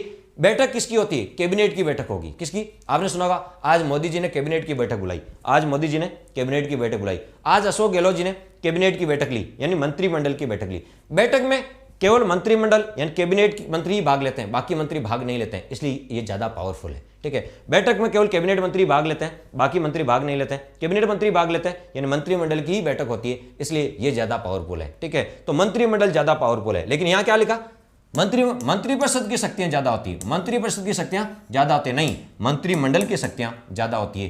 ठीक है, तो मंत्रिपरिषद की शक्तियां तो क्या होती है? मंत्रिपरिषद की शक्तियां तो कम होती है, मंत्रिमंडल की ज्यादा होती है। ये भी क्या था? गलत था, क्योंकि वहां ज्यादा लिखा हुआ था, वहां क्या ज्यादा लिखा हुआ था। चलिए तीसरा चेक करते हैं। मंत्रिपरिषद के समस्त सदस्य मंत्रिमंडल के सदस्य होते हैं। मंत्रिपरिषद के समस्त सदस्य, मंत्रिपरिषद के समस्त सदस्य मंत्रिमंडल के सदस्य होते हैं। सही है क्या? ये तीनों के तीनों सदस्य इसमें आते हैं क्या? मंत्रिपरिषद के समस्त सदस्य मंत्रिमंडल के सदस्य होते हैं क्या? नहीं होते हैं। मंत्रिपरिषद में तो 3 आते हैं, इसमें तो एक ही आता है। ठीक है, तो नहीं होते। हाँ, ऐसा बोलता मंत्रिमंडल के समस्त सदस्य मंत्रिपरिषद के सदस्य होते तो सही होता, क्योंकि इसमें कैबिनेट आता है, इसमें भी कैबिनेट आता है। ठीक है, लेकिन यदि ये बोलते हैं कि मंत्रिपरिषद के सभी सदस्य मंत्रिमंडल के होते हैं क्या? नहीं होते, केवल एक ही होता है। ठीक है, तो ये भी गलत हो जाएगा। ठीक है, तो देखिए मंत्रिपरिषद के सभी सदस्य मंत्रिमंडल के सदस्य होते क्या? नहीं होते। ठीक है, ये भी गलत हो जाएगा, नहीं होते, नहीं होते। ये होता तो सही हो जाता। ठीक है, चलिए मंत्रिपरिषद शब्द का मूल संविधान में उल्लेख नहीं था। अब बताओ, मंत्रिपरिषद शब्द का मूल संविधान में उल्लेख था? बिल्कुल था, 163 में और 74 में। ये तो मूल संविधान में पहले से था। हाँ, ये मंत्रिमंडल मूल संविधान में नहीं था, ये मूल संविधान में नहीं था, ये बाद में जोड़ा गया, ये तो पहले से था। तो मंत्रिपरिषद शब्द तो पहले से था। मंत्रिपरिषद शब्द का उल्लेख मूल संविधान में नहीं था, नहीं, गलत हो जाएगा, पहले से था। ठीक है, तो ये भी गलत हो गया। तो चारों स्टेटमेंट गलत है, तो इसका आंसर क्या होगा? चारों स्टेटमेंट गलत है, तो इसका आंसर होगा डी। असत्य तो पूछा, तो इसका आंसर होगा डी। तो जिन विद्यार्थियों ने डी बताया था उनका मैंने चारों के चारों स्टेटमेंट ही गलत लिखे थे, ताकि आप अपनी तैयारी को चेक कर सके, जांच कर सके। तो चारों के चारों स्टेटमेंट क्या है? गलत है। ठीक है, अब बताओ ऐसा क्वेश्चन आएगा तो अच्छी तैयारी होगी तो ही काम पड़ेगा, तो ही आपको बात बनेगी, नहीं तो बात बनेगी नहीं। तो ऐसे जब क्वेश्चन आते हैं तो अच्छी अप्रोच के आते हैं। चलिए, हाँ, ऐसे क्वेश्चन अच्छे एग्जाम में पूछे ही जाते हैं। अब चलते हैं वापस। अब आज के बाद शायद आपको मंत्रिपरिषद और मंत्रिमंडल में किसी प्रकार का कोई डाउट नहीं होना चाहिए। मंत्रिपरिषद और मंत्रिमंडल में किसी प्रकार का डाउट, ये क्वेश्चन इसलिए लिखा ताकि मैं क्वेश्चन के माध्यम से समझा सकूं कि हाँ क्वेश्चन कैसे आते हैं। ठीक है, तो आज के बाद मंत्रिपरिषद और मंत्रिमंडल में कोई डाउट नहीं होना चाहिए। मंत्रिपरिषद और मंत्रिमंडल, जब ऐसा कंफ्यूज हो तो परिषद और मंडल को याद करना। परिषद बड़ी, मंडल छोटा। परिषद बड़ी क्यों? तीनों मंत्री आते हैं। मंडल छोटा क्यों? एक ही मंत्री आते हैं। परिषद बड़ी, शक्तियां कम। मंडल छोटा, शक्तियां ज्यादा। ठीक है, और मंत्रिपरिषद 2 अनुच्छेद में है, 163 और 74 में। राज्य की मंत्रिपरिषद 163 में, जो राज्यपाल को सहायता देती है। केंद्र की मंत्रिपरिषद 74 में, जो राष्ट्रपति को सहायता देती है। ठीक है, इसी प्रकार मंत्रिमंडल, यह शब्द का मूल संविधान में उल्लेख नहीं था, इसको बाद में जोड़ा गया 44 संविधान संशोधन 1978 के द्वारा। उसमें मोरारजी देसाई प्रधानमंत्री थे। ठीक है, और नीलम संजीव रेड्डी राष्ट्रपति थे। और किस अनुच्छेद में जोड़ा गया? 352 में। शायद अब किसी प्रकार का कोई डाउट मंत्रिपरिषद और मंत्रिमंडल में तो नहीं होना चाहिए।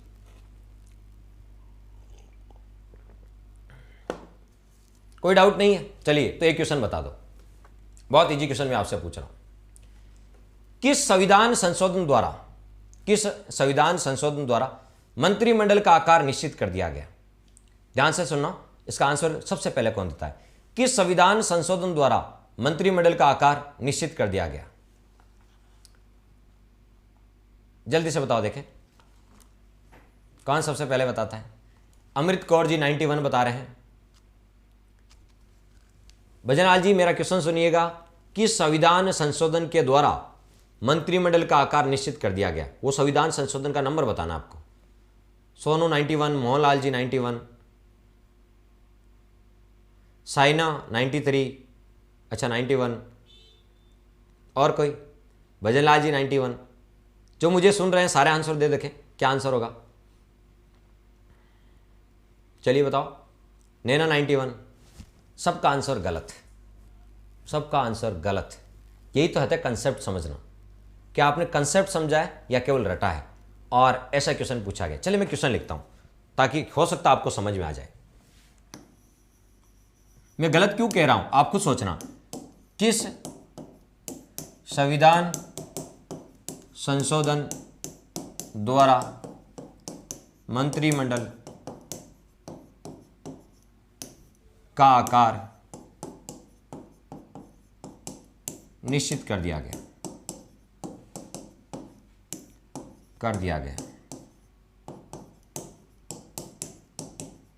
ऑप्शन आएंगे, पहला ही ऑप्शन आएगा जिस पे आप टूट पड़ोगे, 91वां संविधान संशोधन 2003, 91वां संविधान संशोधन 2003। दूसरा ऑप्शन आएगा 61वां संविधान संशोधन 1989। तीसरा ऑप्शन आ जाएगा 101वां संविधान संशोधन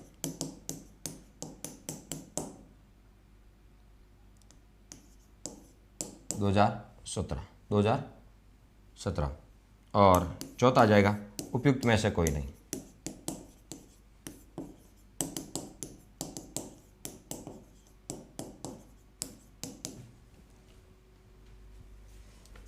कितने सही समझ पाए अभी तक?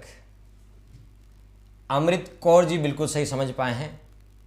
मैंने आपको पढ़ाया था, कुछ याद आया? मैंने कहा मंत्री परिषद का आकार, किसका? मंत्री परिषद का आकार निश्चित किया गया है। किसका? मंत्री परिषद का आकार निश्चित किया गया है। मंत्रिमंडल का आकार निश्चित नहीं होता। क्यों नहीं होता? देखो, अब मुझे बताओ, मंत्रिमंडल का आकार निश्चित होगा क्या? कितने कैबिनेट मंत्री होंगे, ऐसा कहीं डिसाइड होता क्या कि मुख्यमंत्री अशोक गहलोत की सरकार में इतने कैबिनेट मंत्री होंगे? क्या कैबिनेट मंत्री निर्धारित होते क्या कि 5 कैबिनेट मंत्री होंगे, 7 होंगे, 8 होंगे? कैबिनेट मंत्रियों का निर्धारण नहीं होता है। कैबिनेट मंत्री कितने भी हो सकते हैं, इनकी कोई फिक्स संख्या नहीं होती। हाँ, तीनों मंत्रियों को मिला के मंत्री परिषद में क्या आते हैं? तीनों मंत्री आते हैं। इन मंत्रियों को मिला के फिक्स संख्या है कि मुख्यमंत्री सहित 30 से ज्यादा नहीं हो सकते, 15% यानी 30 से ज्यादा नहीं हो सकते, और 12 से कम नहीं हो सकते। सभी मंत्री और मुख्यमंत्री मिला के, तो सभी मंत्री आते हैं। तो सभी मंत्री का मतलब मंत्री परिषद का आकार निश्चित हुआ है, मंत्रिमंडल का आकार निश्चित नहीं हुआ है। ध्यान से नहीं सुना, यही तो छोटी छोटी मिस्टेक्स है जो अपन वहां पर ध्यान से पढ़ते नहीं है एग्जाम हॉल में, और यहां से ध्यान से सुनते नहीं है और आप गलती कर बैठते हैं। ठीक है, तो ये क्वेश्चन अच्छा क्वेश्चन है जो आपको बोल्ड कर सकता है। गुगली गेंद है, ठीक है, संभल के नहीं खेलोगे तो क्लीन बोल्ड भी हो सकते हैं। चलिए, तो देखो कि संविधान संशोधन मंत्रिमंडल का नहीं, मंत्रिमंडल में तो एक ही मंत्री आते, कैबिनेट मंत्री, उनका कैसा आकार निश्चित होगा? ठीक है, किसका? मंत्री परिषद का आकार निश्चित किया गया। तब इसका आंसर क्या होगा? 91वां संविधान। यदि यहां पर मंत्री परिषद लिखे तब इसका आंसर होगा 91वां संविधान संशोधन, और यदि मंत्रिमंडल लिखा, ठीक है, तो उपयुक्त में से कोई नहीं, उपयुक्त में से कोई नहीं। अब बताओ इसमें कोई दिक्कत है या नहीं? शायद अब इसमें कोई दिक्कत नहीं होनी चाहिए। ये छोटी छोटी मिस्टेक है कि मंत्री परिषद का आकार निश्चित हुआ है, मंत्रिमंडल का नहीं हुआ है। क्लियर?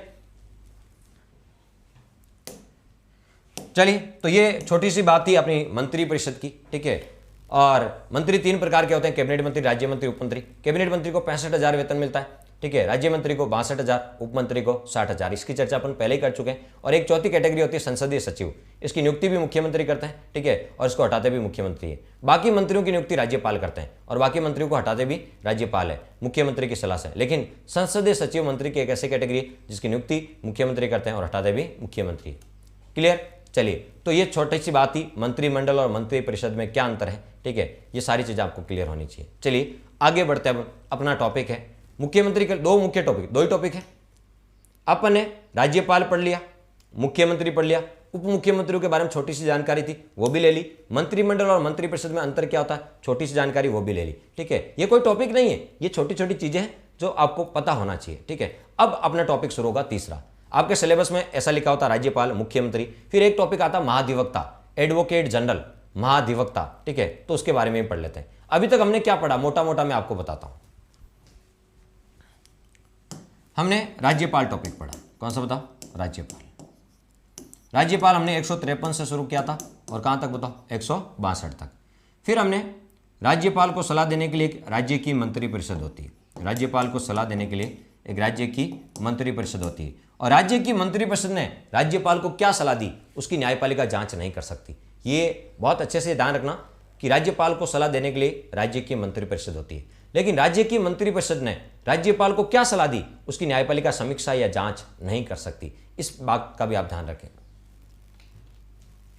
हम सारे टॉपिक सीक्वेंस से कराएंगे, ठीक है। अभी मैं बता दूंगा कौन कौन से टॉपिक अपन सीक्वेंस से चलेंगे, ठीक है। जैसे राज्यपाल हो गया, मुख्यमंत्री हो गया, अब महाधिवक्ता करवाएंगे, उसके बाद सबसे बड़ा टॉपिक आता है विधानमंडल। कौन सा? विधानमंडल, वो करवाएंगे, ठीक है। उसके बाद आप चाहो तो पंचायती राज पहले कर लेना, नहीं तो सीक्वेंस है तो हाई कोर्ट पहले होता है, हाई कोर्ट और डिस्ट्रिक्ट कोर्ट और फिर पंचायती राज आता है। बाकी आप जैसे कहोगे वैसे करवा दूंगा, मुझे तो करवाना है, लेकिन सीक्वेंस तो यही कहता है कि ज़्यादा सीक्वेंस से चलोगे आर्टिकल टू आर्टिकल तो चीज़ें थोड़ी और बेहतर और व्यवस्थित रहेगी आपकी।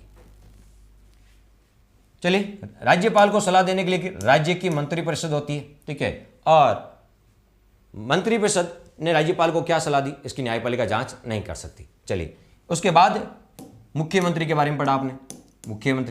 मुख्यमंत्री का पद, शक्तियां, कार्य, कर्तव्य। मुख्यमंत्री किस में आता है? 164 में आता है। फिर 165 में आता है महाधिवक्ता।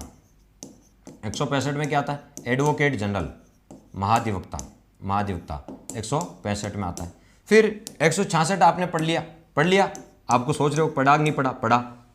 मैंने बताया था राज्य कार्यपालिका के समस्त कार्य, राज्य की कार्यपालिका के समस्त कार्य राज्यपाल के नाम से होते हैं। याद करो, मैंने राज्यपाल टॉपिक पढ़ाया था तब बताया था राज्य कार्यपालिका के समस्त कार्य, राज्य की कार्यपालिका के समस्त कार्य राज्यपाल के नाम से होते हैं। किसके नाम से? राज्यपाल के नाम से होते हैं। तो राज्य की कार्यपालिका के समस्त कार्य राज्यपाल के नाम से होते हैं।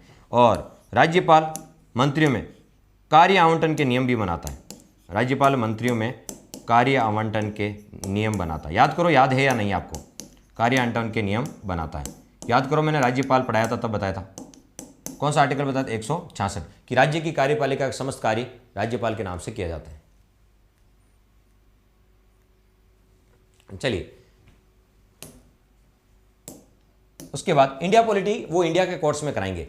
बाद में आरएस मेंस का एग्जाम होने के बाद 20-21 मार्च बाद उसके बारे में सोचेंगे, उसके बाद लॉन्च करेंगे। तो उसमें वो इंडिया का पूरा करेंगे, इंडिया की ज्योग्राफी, इंडिया की पॉलिटी, वर्ल्ड की ज्योग्राफी, ठीक है, इंडिया की हिस्ट्री, वो उसमें करेंगे।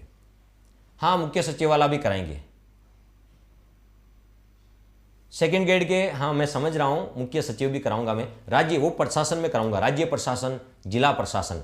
राज्य प्रशासन में मुख्य सचिव कराएंगे, जिला प्रशासन में जिला कलेक्टर कराएंगे, फिर उपखंड में एसडीएम कराएंगे, फिर तहसील में तहसीलदार कराएंगे, ठीक है, और उप तहसील में नायब तहसीलदार कराएंगे, फिर पटवारी कराएंगे, ठीक है, ये सब कानून को कराएंगे, वो भी कराएंगे आप, ठीक है। आप यदि मैं कह दूं आज कोर्स हो गया, उसके बाद कोई टॉपिक नहीं हो तो आप बता देना कि सर ये टॉपिक नहीं हुआ, ठीक है। मेरी बुक में 21 चैप्टर दे रखे हैं, 21 टॉपिक, उसके बाहर तो आरएस के सिलेबस में भी कोई टॉपिक नहीं है। तो आपका टॉपिक, आपका कोई जो है टॉपिक वो बाहर रहने का कोई सवाल ही नहीं है, आपका हर टॉपिक कराऊंगा मैं।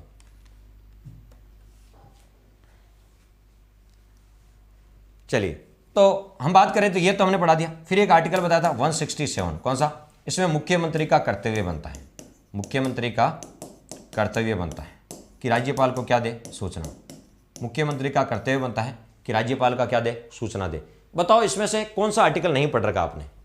ये मैंने आर्टिकल कुछ लिखे आपके सामने मोटे मोटे, इनमें से कौन सा आपने नहीं पढ़ रखा?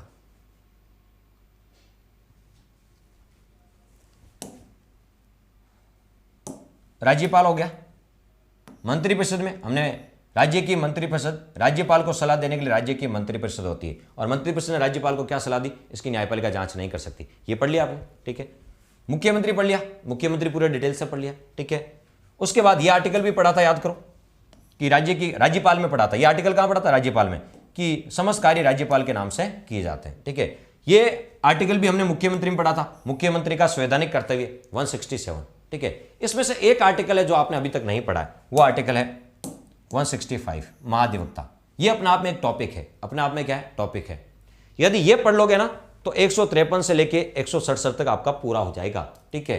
फिर 168 से शुरू करना है, 168 से शुरू करना 213 तक, 168 से 67 के बाद 68, 68 से 213 तक, और उस टॉपिक का नाम है राज्य का विधानमंडल, जिसमें विधानसभा और विधान परिषद आती है। राज्य का विधानमंडल, राज्य की, इसमें विधानमंडल के 2 सदन होते हैं, विधानसभा और विधान परिषद, वो टॉपिक पढ़ेंगे। इसलिए कह रहा हूं मैं सब सारी चीजें मैं आपको सीक्वेंस से पढ़ा रहा हूं। कैसे? पहले 162 तक राज्यपाल पढ़ाया, 163 पढ़ाया, फिर मुख्यमंत्री टॉपिक पढ़ाया 164, और 166 और 167 तो राज्यपाल और मुख्यमंत्री में इनके साथ ही हो गए। बचा कौन सा? 165। जब 165 पढ़ लेंगे तो बताओ कहां तक पढ़ लेंगे? 167 तक पढ़ लेंगे। फिर शुरू करेंगे 168 से, जो 212 तक पढ़ेंगे विधानमंडल। कौन सा बताओ? विधानमंडल। अब तक जहां तक पढ़ाए हैं वहां तक तो आर्टिकल शायद याद होंगे होगा आपको, ठीक है, इतना ही तो पढ़ाए मैंने 153 से शुरू करके 167 तक, यहां तक तो आपको शायद याद हो गए होंगे, ठीक है। आगे भी मैं याद करा दूंगा 168 से, ठीक है, आगे कहां बताऊं 213 तक। ये नेक्स्ट टॉपिक रहेगा। आज अपन पढ़ेंगे महाधिवक्ता, आज पढ़ेंगे महाधिवक्ता, उसके बाद अपन पढ़ेंगे विधानमंडल। कौन सा बताओ? विधानमंडल। तो आज महाधिवक्ता पढ़ेंगे और उसके बाद नेक्स्ट टॉपिक रहेगा अपना विधानमंडल, ठीक है। अब देखो सीक्वेंस से चल रहे हैं या नहीं चल रहे हैं, और धीरे धीरे चीजें याद भी हो रही है, ठीक है, सीक्वेंस से चल रहे हैं। तो चलिए, तो अपना टॉपिक पढ़ लेते हैं महाधिवक्ता, फिर यहां तक अपना कंप्लीट हो जाएगा। 3 टॉपिक हो जाएंगे, राज्यपाल, मुख्यमंत्री और महाधिवक्ता। चलिए,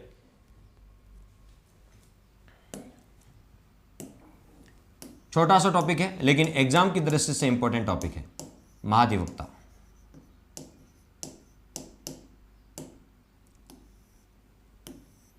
एडवोकेट जनरल,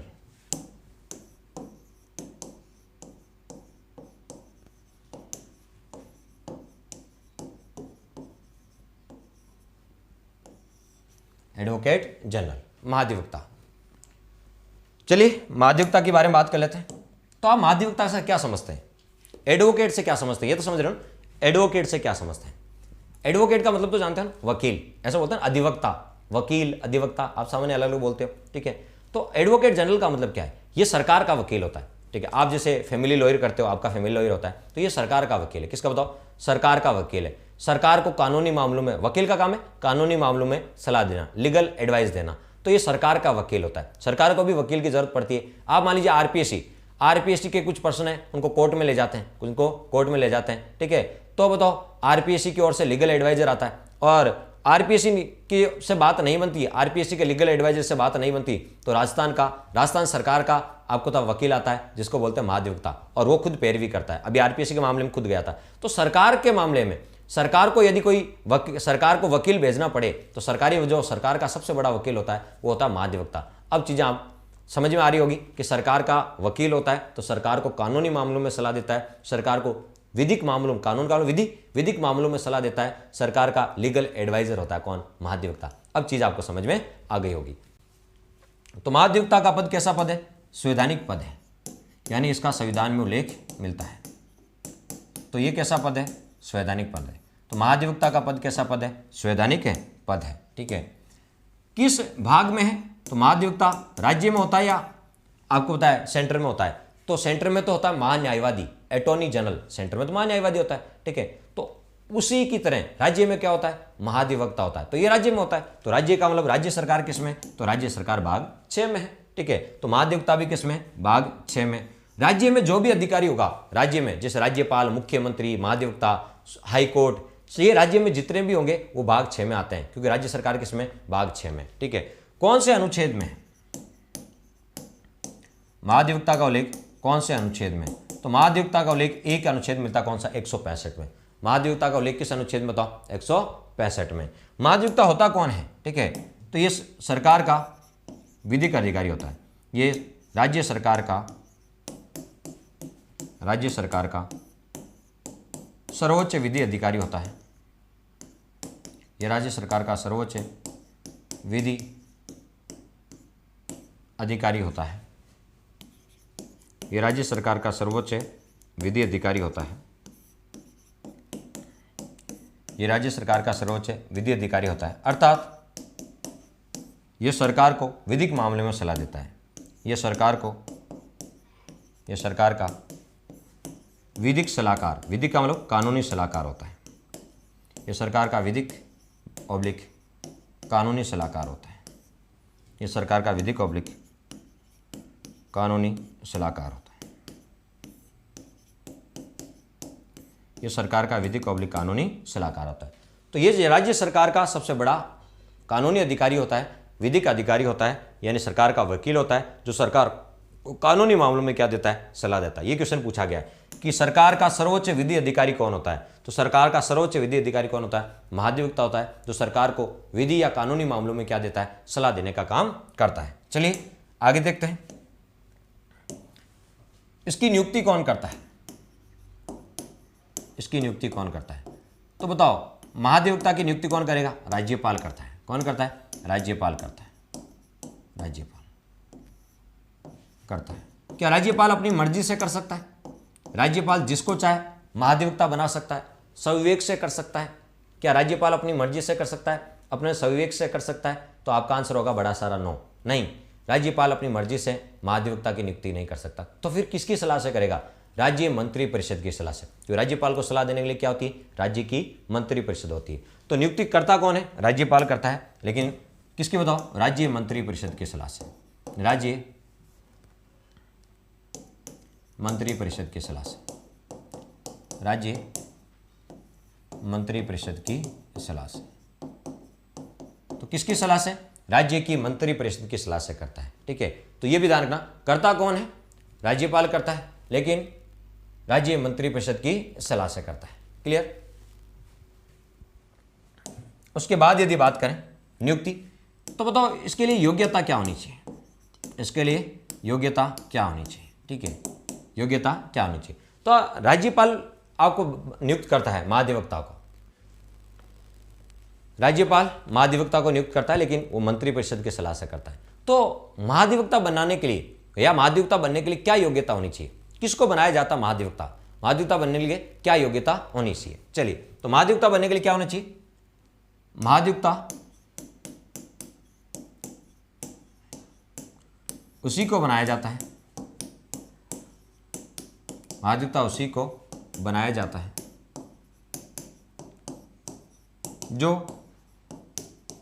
महाधिवक्ता उसी को बनाया जाता है जो हाईकोर्ट यानी उच्च न्यायालय, उच्च न्यायालय, जो हाईकोर्ट यानी उच्च न्यायालय का न्यायाधीश, जो हाईकोर्ट का न्यायाधीश बनने की योग्यता रखता हो, जो हाईकोर्ट का न्यायाधीश बनने की योग्यता रखता हो। तो ये चीज़ तो क्लियर हो गई। महाधिवक्ता काम क्या है? ये सरकार को कानूनी मामलों में सलाह देता है, सरकार का वकील होता है। और कहाँ जाके? तो बताओ हाईकोर्ट में जाके सरकार की ओर से पैरवी करता है, सरकार की पैरवी काम करता है हाईकोर्ट में।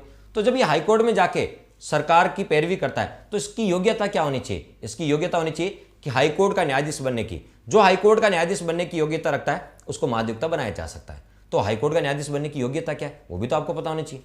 तो हाईकोर्ट का न्यायाधीश बनने की योग्यता है, पहली, भारत का नागरिक हो, भारत का नागरिक होना चाहिए। यह हाईकोर्ट का न्यायाधीश बनने की पहली योग्यता है, भारत का नागरिक हो। दूसरा, 10 वर्ष तक वकालत का अनुभव हो, उसे 10 वर्ष तक वकालत का अनुभव हो, 10 वर्ष तक वकालत का अनुभव हो। 10 वर्ष और यदि वो 10 वर्ष तक उसके पास वकालत का अनुभव नहीं है तो भी बनाया जा सकता है। हाँ, बनाया जा सकता है। क्या? 10 वर्ष तक, 10 वर्ष तक अधीनस्थ न्यायालय में न्यायाधीश रहा हो। अधीनस्थ का मतलब जिला न्यायालय, हाईकोर्ट में आ रहा है तो हाईकोर्ट से पहले वो कहाँ होगा? जिला न्यायालय में। अधीनस्थ न्यायालय में 10 वर्ष तक अधीनस्थ न्यायालय में न्यायाधीश हो, यानी वो 10 वर्ष तक न्यायाधीश के पद पर रहो। अधीनस्थ जिला न्यायालय में रहो तब उसको हाईकोर्ट में भेजेंगे। तो हाईकोर्ट का न्यायाधीश बनने की योग्यता क्या है? तो हाईकोर्ट का न्यायाधीश बनने की 2 ही योग्यता, 3 नहीं है, 2 ही योग्यता है। पहली योग्यता ये कंपलसरी है, भारत का नागरिक हो, ये तो कंपलसरी है। इन दोनों में से कोई एक होनी चाहिए, या तो उसे 10 वर्ष तक वकालत का अनुभव हो या 10 वर्ष तक वो डिस्ट्रिक्ट कोर्ट में न्यायाधीश हो, तब जाके उसे हाईकोर्ट में आपको न्यायाधीश बनाया जाता है। तो इन दोनों में से कोई एक होनी चाहिए। तो दोनों में से कोई एक और एक 2, तो 2 ही होती है। तो हाईकोर्ट का न्यायाधीश बनने की योग्यता कितनी होती है? 2 होती है, 3 मत कर देना। ठीक है, कितनी योग्यता है? 2, या तो 10 वर्ष तक वकालत हो या 10 वर्ष तक वो अधीनस्थ न्यायालय में न्यायाधीश हो, दोनों में से कोई एक, और भारत का नागरिक हो। ठीक है, तो ये जो इसको सामान्य बोलते हैं नागरिक, 10/10 नागरिक होना चाहिए, 10/10। ठीक है, इनमें से कोई एक हो तो उसे हाईकोर्ट का न्यायाधीश बनाया जा सकता है। और जो हाईकोर्ट का न्यायाधीश बनने की योग्यता रखता है उसको महाधिवक्ता बनाया जाता है। तो महाधिवक्ता किसे बनाया जाता है? तो जो हाईकोर्ट का न्यायाधीश बनने की योग्यता रखता हो। ठीक है, तो हाईकोर्ट का न्यायाधीश बनने की योग्यता क्या है? ठीक है, नागरिक होना चाहिए, 10/10, 10/10, 10 वर्ष तक वकालत, 10 वर्ष तक न्यायाधीश, दोनों में से कोई एक हो। जिसके पास ये योग्यता है, ठीक है, उसको महाधिवक्ता बनाया जा सकता है। ठीक है, तो अब आपको समझ में आ गया कि महाधिवक्ता किससे बनाया जाता है? तो महाधिवक्ता उसी को बनाया जाता है जो हाईकोर्ट का न्यायाधीश बनने की अपने आप में योग्यता रखता हो। ठीक है, क्यों ये योग्यता? क्यों? क्योंकि उसको आगे जाके हाईकोर्ट में तो मुकदमे लड़ने हैं। चलिए, तो ये क्या होगी बताओ? योग्यता। अब यदि बात करें योग्यता, योग्यता के बाद कार्यकाल की चर्चा कर लेते हैं। कार्यकाल, ध्यान रखना, महाधिवक्ता का कार्यकाल निश्चित नहीं होता। ऐसा नहीं 2 वर्ष होता है, 3 वर्ष होता है, 4 वर्ष होता है, 5 वर्ष होता है। सामान्यतः 3 वर्ष काम करते हैं, लेकिन फिक्स इनका कोई कार्यकाल नहीं होता। ठीक है, तो संविधान में कार्यकाल का उल्लेख नहीं है, संविधान में इनके निश्चित कार्यकाल का कोई उल्लेख नहीं है, निश्चित कार्यकाल का प्रावधान है, कार्यकाल का प्रावधान है। तो संविधान में निश्चित कार्यकाल का प्रावधान नहीं है, ये भी आपको ध्यान रखना। तो संविधान में कोई निश्चित कार्यकाल का प्रावधान नहीं है, ये भी ध्यान रखना। तो आपसे कोई पूछ ले महाधिवक्ता का कार्यकाल कितना होता है, तो इसका कार्यकाल निश्चित नहीं है, कार्यकाल निश्चित नहीं है। इनको हटाता कौन है, नियुक्ति कौन करता है, राज्यपाल। तो बताओ ये अपना त्यागपत्र भी किसको देंगे, तो ये अपना त्यागपत्र भी राज्यपाल को देते हैं। नियुक्ति राज्यपाल करता है तो ये अपना त्यागपत्र भी राज्यपाल को देते हैं। और यदि हटाता कौन है इनको, तो हटाता भी राज्यपाल है, राज्यपाल हटाता कौन है, राज्यपाल। ठीक है, राज्य मंत्री नियुक्त किसकी सलाह से करता है, राज्य मंत्री परिषद की सलाह से। तो हटाएगा भी कौन, राज्यपाल, राज्य मंत्री परिषद की सलाह से। नियुक्त भी इसी की सलाह से होता है और हटाएगा भी इसी की सलाह से। तो नियुक्त भी राज्यपाल करता है और हटाता भी राज्यपाल है। लेकिन महत्वपूर्ण बात क्या है, क्यों हटाया जाएगा, महाधिवक्ता को क्यों हटाया जाएगा, तो बताओ इसके हटाने के कारण क्या है और हटाने की प्रक्रिया क्या है, उसका उल्लेख नहीं है। सेम राज्यपाल की तरह, राज्यपाल की नियुक्ति कौन करता है, राष्ट्रपति। राज्यपाल को हटाता भी कौन है, राष्ट्रपति। लेकिन राज्यपाल को क्यों हटाया जाएगा, किस कारण से हटाया जाएगा और किस प्रक्रिया से हटाया जाएगा, ऐसा संविधान में उल्लेख नहीं है। इसका मतलब है कि राज्यपाल राष्ट्रपति के प्रसाद पर्यंत काम करता है। सेम यही लागू होता है। महाधिवक्ता की नियुक्ति राज्यपाल, महाधिवक्ता को हटाता भी राज्यपाल। लेकिन महाधिवक्ता को क्यों हटाएंगे, किस कारण से हटाएंगे, किस प्रक्रिया से हटाएंगे, ऐसा संविधान में उल्लेख नहीं है। इसका मतलब महाधिवक्ता राज्यपाल के प्रसाद पर्यंत काम करता है। शायद अब चीज क्लियर हो गई होगी, तो नोट लगा के लिख लेते हैं।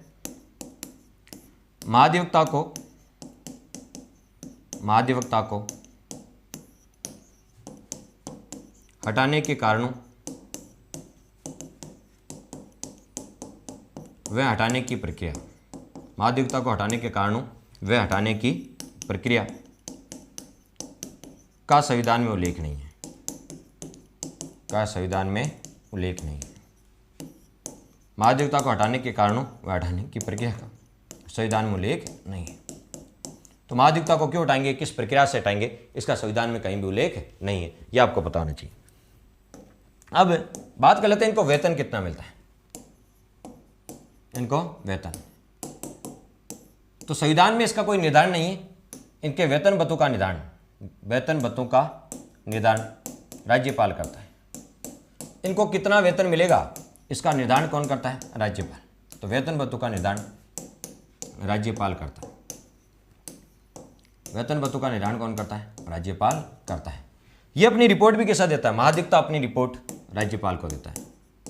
महाधिवक्ता अपनी रिपोर्ट किसको देता है, राज्यपाल को देता है। महाधिवक्ता अपनी रिपोर्ट किसको देता है, राज्यपाल। तो कुछ बेसिक बातें मैंने यहाँ पर आपको समझाई। महाधिवक्ता की नियुक्ति कौन करता है, तो महाधिवक्ता की नियुक्ति कौन करता है, राज्यपाल करता है। महाधिवक्ता की नियुक्ति कौन करता है, तो महाधिवक्ता की नियुक्ति कौन करता है, राज्यपाल करता है।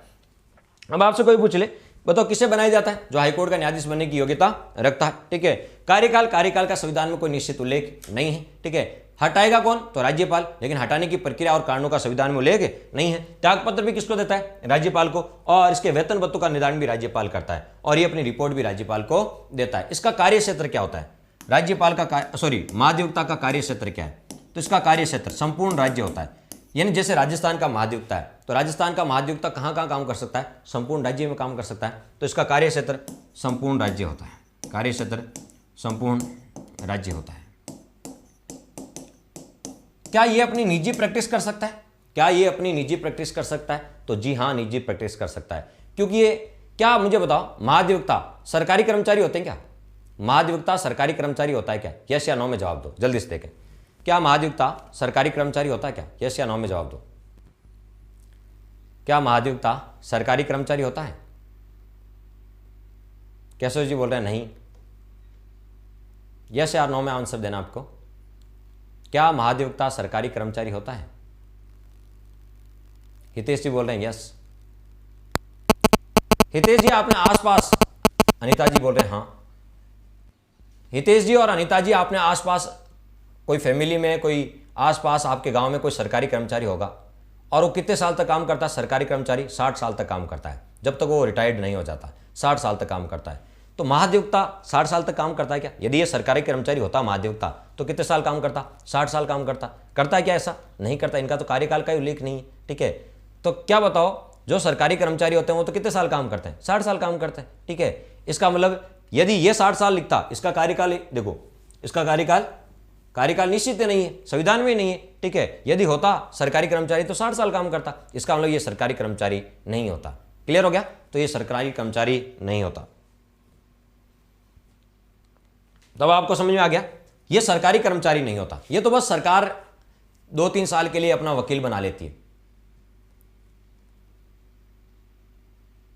हाँ, महाधिवक्ता लगभग सेम ही। देखो वैसे तो जैसे सरकार चेंज होती है ना, वैसे आपको पता है व्यक्ति भी चेंज हो जाते हैं। क्यों? हर सरकार अपने पसंद के व्यक्ति को इस पद पर लगाना चाहती है। ठीक है, हर सरकार। लेकिन अधिकांश से क्या होता है, ठीक है, महाधिवक्ता का काम है सरकार को सलाह देना कानूनी मामलों में।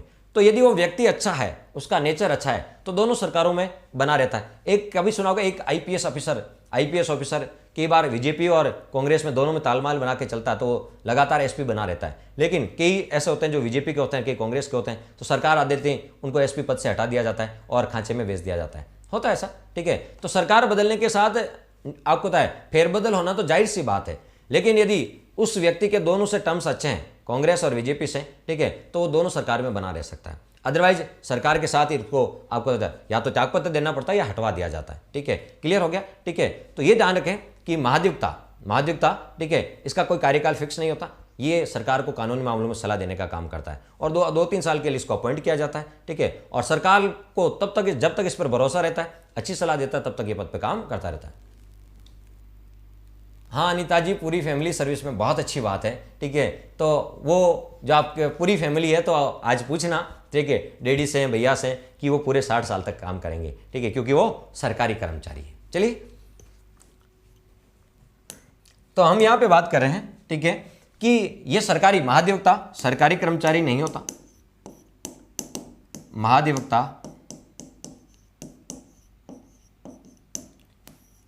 सरकारी कर्मचारी नहीं होते,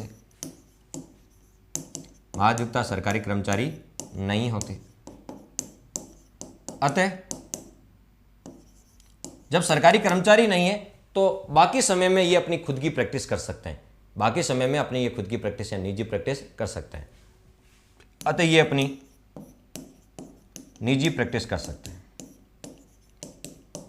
अतः ये अपनी निजी प्रैक्टिस कर सकते हैं।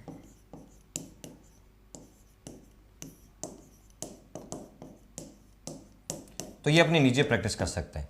लेकिन ऐसे मामलों में निजी प्रैक्टिस नहीं कर सकते कि सरकार की ओर से भी यही वकील है और प्राइवेट व्यक्ति की तरफ से भी यही वकील है। एक ही मामलों के या दो अलग अलग मामले, मान लीजिए सरकार की पैरवी भी यही कर रहे हैं और दूसरा मुकदमा है जिसकी ये निजी प्रैक्टिस कर रहे हैं, उसकी पैरवी भी यही कर रहे हैं, तो बताओ दोनों पक्षों की पैरवी एक व्यक्ति कैसे कर सकता है? तो ये निजी प्रैक्टिस तो कर सकते हैं, लेकिन ऐसे किसी मामले की निजी प्रैक्टिस नहीं करेंगे जो सरकार के विरुद्ध हो। सरकार के विरुद्ध है, ठीक है, तो उस मामले की ये निजी प्रैक्टिस नहीं करेंगे। बाकी ये निजी प्रैक्टिस कर सकते हैं, लेकिन सरकार के विरुद्ध मामले की निजी प्रैक्टिस नहीं कर सकते। लेकिन सरकार के विरुद्ध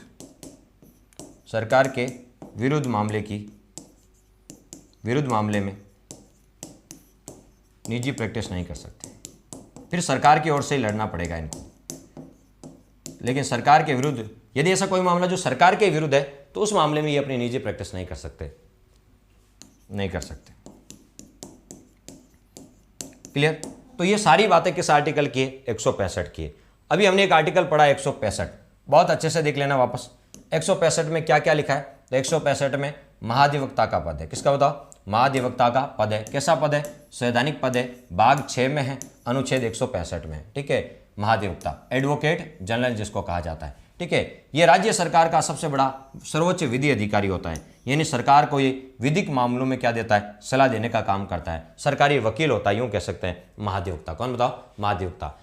महाधिवक्ता की नियुक्ति कौन करते हैं? राज्यपाल करते हैं, राज्य के मंत्रिपरिषद से। बताओ महाधिवक्ता की योग्यता क्या? महाधिवक्ता उसी को बनाया जाता है जो हाईकोर्ट का न्यायाधीश बनने की योग्यता रखता है, उसको महाधिवक्ता बनाया जाता है। ठीक है, नियुक्ति राज्यपाल करते हैं। ठीक है, तो ये अपने त्यागपत्र भी राज्यपाल को देते हैं, इनको हटाता भी राज्यपाल है। ठीक है, तो नियुक्ति भी राज्यपाल, ठीक है, त्यागपत्र भी राज्यपाल को, हटाता भी राज्यपाल। इसका मतलब ये राज्यपाल के प्रसाद पर्यंत काम करता है। किसके प्रसाद बताओ?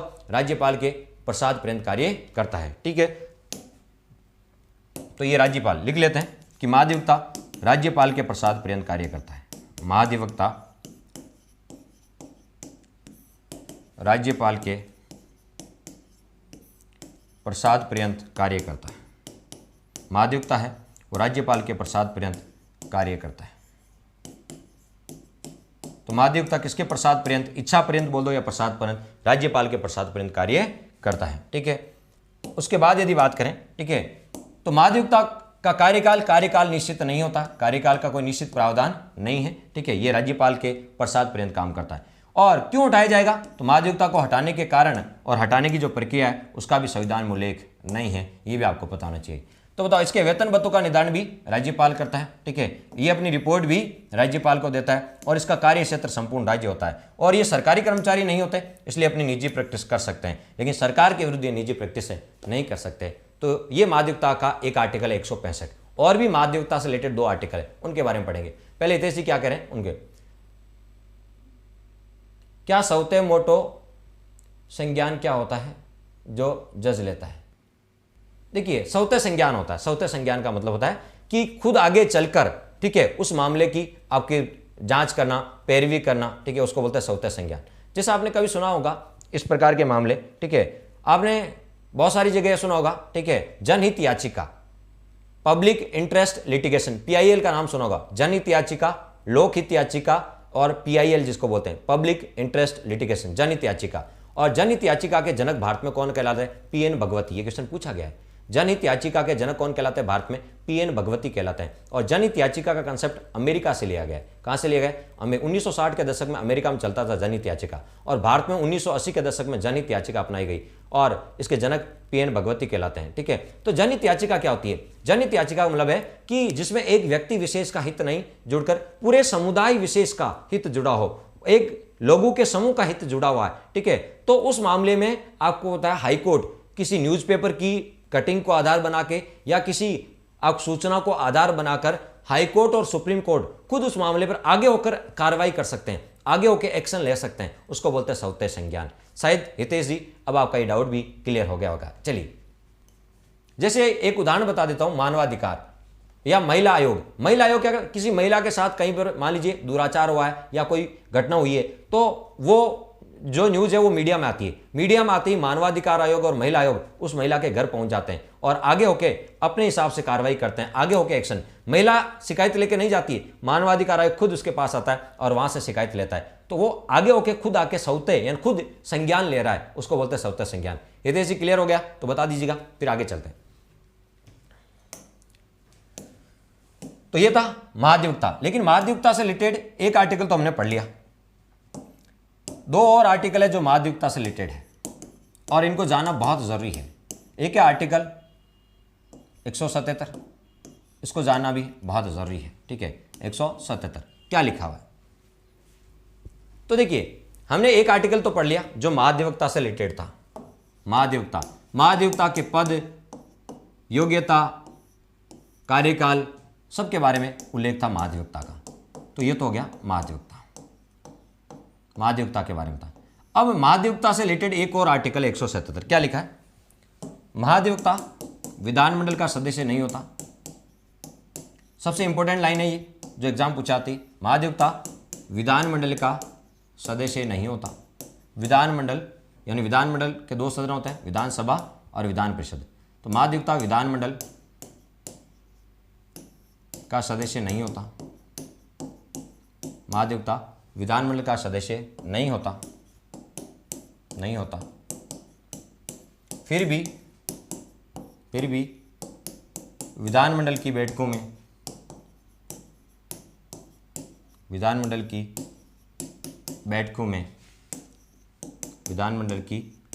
में भाग ले सकता है,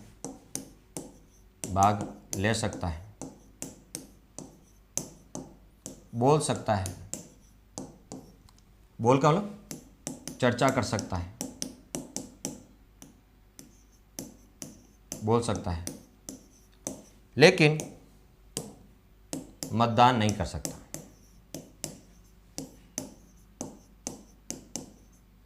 कर सकता। बहुत इंपॉर्टेंट लाइन है, कर सकता। ये तो एक बात लिखी है इसमें, पहली बात ए। इसी में लिखा है महाधिवक्ता को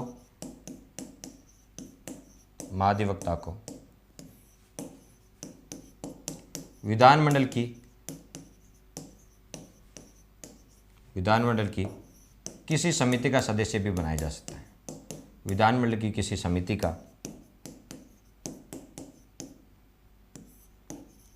सदस्य भी बनाया जा सकता है।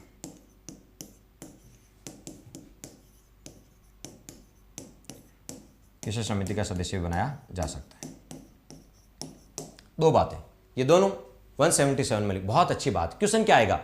अच्छी बातें तो हैं, लेकिन क्वेश्चन क्या बनेगा और हर एग्जाम में पूछा जाता है, वो सुन लीजिए। क्वेश्चन बनेगा आपसे, ऐसे व्यक्ति का नाम बताओ जो विधानमंडल का सदस्य नहीं होता। विधानमंडल का सदस्य नहीं होता, फिर भी विधानमंडल की बैठकों में भाग ले सकता है। ठीक है, ऐसे व्यक्ति का नाम बताओ जो विधानमंडल का सदस्य नहीं होता, फिर भी विधानमंडल की बैठकों में भाग ले सकता है, बोल सकता है, चर्चा कर सकता है। ठीक है, ऐसे व्यक्ति का नाम बताओ क्या है इसका आंसर क्या होगा? क्वेश्चन ऐसा आएगा कि ऐसा व्यक्ति का नाम बताओ जो विधानमंडल का सदस्य नहीं है, फिर भी विधानमंडल की बैठकों में भाग लेता है, बोल सकता है। ठीक है, ऐसा व्यक्ति का नाम बताओ, क्या होगा? बताओ, देखें।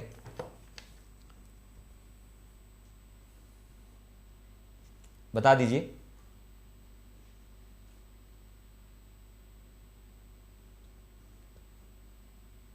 नहीं, सामने लिखा हुआ सब कुछ। मैं आपसे जानना चाहता हूं क्या आंसर होगा। अनिता जी महाधिवक्ता बता रहे हैं, बिल्कुल सही है आपका आंसर, महाधिवक्ता। ठीक है, लिखा हुआ देखो। ये व्यक्ति कौन होता है? ये महाधिवक्ता होता है। महाधिवक्ता विधानमंडल का सदस्य नहीं, विधानमंडल का सदस्य नहीं होता है, कोई एमएलए थोड़ी होता है, ये विधानमंडल का सदस्य नहीं होता। बिल्कुल मोहनलाल जी महाधिवक्ता सही है, साइना बिल्कुल सही है। ठीक है, तो क्वेश्चन कैसा आएगा? ऐसे व्यक्ति का नाम बताओ जो विधानमंडल का सदस्य नहीं होता, फिर भी विधानमंडल की बैठकों में भाग ले सकता है। तो उसका आंसर होगा महाधिवक्ता। कौन होगा? महाधिवक्ता। एक क्वेश्चन तो ये बनता है। ये राज्यसभा भी जा सकते हैं क्या? हितेश जी, राज्यसभा केंद्र सरकार में होती है। ठीक है, लोकसभा राज्यसभा केंद्र सरकार में होती है, विधानमंडल राज्य में नहीं होती। हम तो राज्य की पॉलिटी पढ़ रहे हैं। सर, विधानसभा में आम नागरिक जा सकता है? हाँ, विधानसभा की कार्यवाही देखने के लिए आम नागरिक जा सकता है, लेकिन वहां से परमिशन लेनी पड़ती है।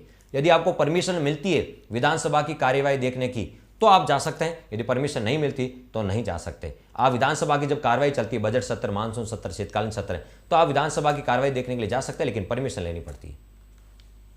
लेकिन परमिशन मिलेगी तो ही आप जा सकते हैं। राज्यसभा अलग मामला है हितेश जी, राज्यसभा सेंटर पढ़ेंगे, इंडिया पॉलिटी तब आएगा। आप शायद हो सकता है कि कुछ मिक्स हो रहा आपके, तो उससे थोड़ा बाहर आ जाओ।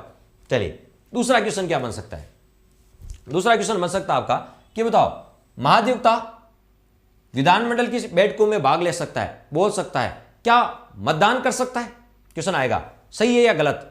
ये बताना आपको, सही या गलत में से बताना है कि महाधिवक्ता विधानमंडल का सदस्य नहीं होता, फिर भी उसकी बैठकों में भाग लेता है और मतदान करता है। यह स्टेटमेंट सही या गलत है? विधानसभा में सचिव होता है, विधानसभा का सचिवालय होता है, विधानसभा में एक सचिवालय होता है जहां महासचिव बैठता है, और विधानसभा के सचिव से परमिशन लेनी पड़ती है। केशव जी, विधानसभा में एक सचिवालय बना होता है जहां आईएएस अधिकारी एक सचिव लगा होता है और वहां से परमिशन लेनी पड़ती है। चलिए, मैंने कहा महाधिवक्ता विधानमंडल का सदस्य नहीं होता, फिर भी उसकी बैठकों में भाग ले सकता है, बोल सकता है और मतदान कर सकता है। यह स्टेटमेंट सही है गलत है? तो गलत है। ठीक है, ध्यान रखना, वो मतदान नहीं कर सकता, वो मतदान नहीं कर सकता, मतदान नहीं कर सकता। मतदान क्यों नहीं कर सकता? मतदान क्यों नहीं कर सकता? क्योंकि वो विधानसभा का सदस्य नहीं है। यदि विधानमंडल का सदस्य नहीं है तो वो वोट कैसे करेगा? सदस्य ही तो वोट करते हैं। विधानसभा के सदस्य विधानसभा में वोट करते हैं, विधान परिषद के विधान परिषद में वोट करते हैं, तो जो सदस्य होगा वही तो वोट करेगा। ये सदस्य नहीं है, फिर भी बैठकों में भाग ले सकता है, इतना पावर है इसके पास। चर्चा कर सकता है, मौन धारण करके तो बैठा नहीं, चर्चा कर सकता है, लेकिन जब वोटिंग का नंबर आएगा तो ये वोट नहीं डाल सकता, क्योंकि ये विधानसभा का सदस्य नहीं होता, इसलिए ये वोट नहीं डाल सकता। क्लियर? तो ध्यान रखना, ये वोटिंग नहीं कर सकता। चीज क्लियर होगी? इसके पास इतना पावर है कि ये विधानमंडल की बैठकों में भाग ले सकता है, चर्चा कर सकता है, लेकिन जब वोटिंग का नंबर आया तो वोट नहीं डाल सकता। क्यों नहीं डाल सकता? क्योंकि ये सदस्य नहीं होता। शायद ये क्लियर हो गया होगा। चलिए, दूसरा इसके पास क्या पावर है। ये बात किस अनुच्छेद में लिखी है इसको मत भूल जाना। ये जो मैं बता रहा हूं ना कि ये वोट नहीं दे सकता, ये बात किस अनुच्छेद में लिखी है 177 में, इसको मत भूल जाना। हो सकता है ऐसा भी पूछ ले कि महाधिवक्ता विधानमंडल का सदस्य नहीं होता फिर भी उसकी बैठकों में भाग लेता, बोल सकता है लेकिन मतदान नहीं कर सकता। ये इसका उल्लेख किस अनुच्छेद में, तो ये इस सारी बात का उल्लेख किस अनुच्छेद में 177 में है, ये मत भूल जाना। 165 मत कर देना, 165 अलग है जिसमें महाधिवक्ता के पद, कार्यकाल, योग्यता उसका उल्लेख था, ये अलग है, ये 177 में लेकिन है महाधिवक्ता से रिलेटेड ही, ये आप ध्यान रखना। चलिए, और इसी 177 में एक और बात लिखी है कि महाधिवक्ता विधानमंडल की किसी समिति का सदस्य भी बन सकता है। हाँ, किसी भी समिति का, जो विधानमंडल की किसी भी समिति का सदस्य महाधिवक्ता को बनाया जा सकता है। ये दोनों बातें किस आर्टिकल में 177 में है। तो बताओ, महाधिवक्ता की डिटेल तो कहां थी 165 में, महाधिवक्ता का पद 165 में, लेकिन महाधिवक्ता के बारे में ये जो एक्स्ट्रा जानकारी है ये किस आर्टिकल में 177 में। तो ये आर्टिकल भी महाधिवक्ता से रिलेटेड है। किसे? महाधिवक्ता से। एक और आर्टिकल है जो महाधिवक्ता से रिलेटेड है, एक और आर्टिकल है जो महाधिवक्ता से रिलेटेड है, वो है 194। कौन सा? 194। ये भी महाधिवक्ता से रिलेटेड है। ठीक है, कैसे? तो देखिए, महाधिवक्ता, आपने इतनी डिटेल से जानकारी महाधिवक्ता के बारे में शायद मेरे ख्याल से तो कम पड़ी होगी। ठीक है, क्योंकि महाधिवक्ता सिर्फ इतना करा देते हैं 165। महाधिवक्ता से रिलेटेड और कौन कौन से आर्टिकल, ऐसे क्वेश्चन बहुत पूछे। यही तो है कि वर्तमान में पैटर्न कैसे चेंज हो रहा है, किस प्रकार के क्वेश्चन पूछे जा रहे हैं, आप स्टूडेंट वहां तक पहुंच पाता या नहीं पाता। यही तो है कि बिटवीन द लाइन पढ़ना। ठीक है, आपकी कितनी अप्रोच है पढ़ते वक्त। महाधिवक्ता को पद पर रहते हुए वही विशेषाधिकार प्राप्त हैं, वही विशेषाधिकार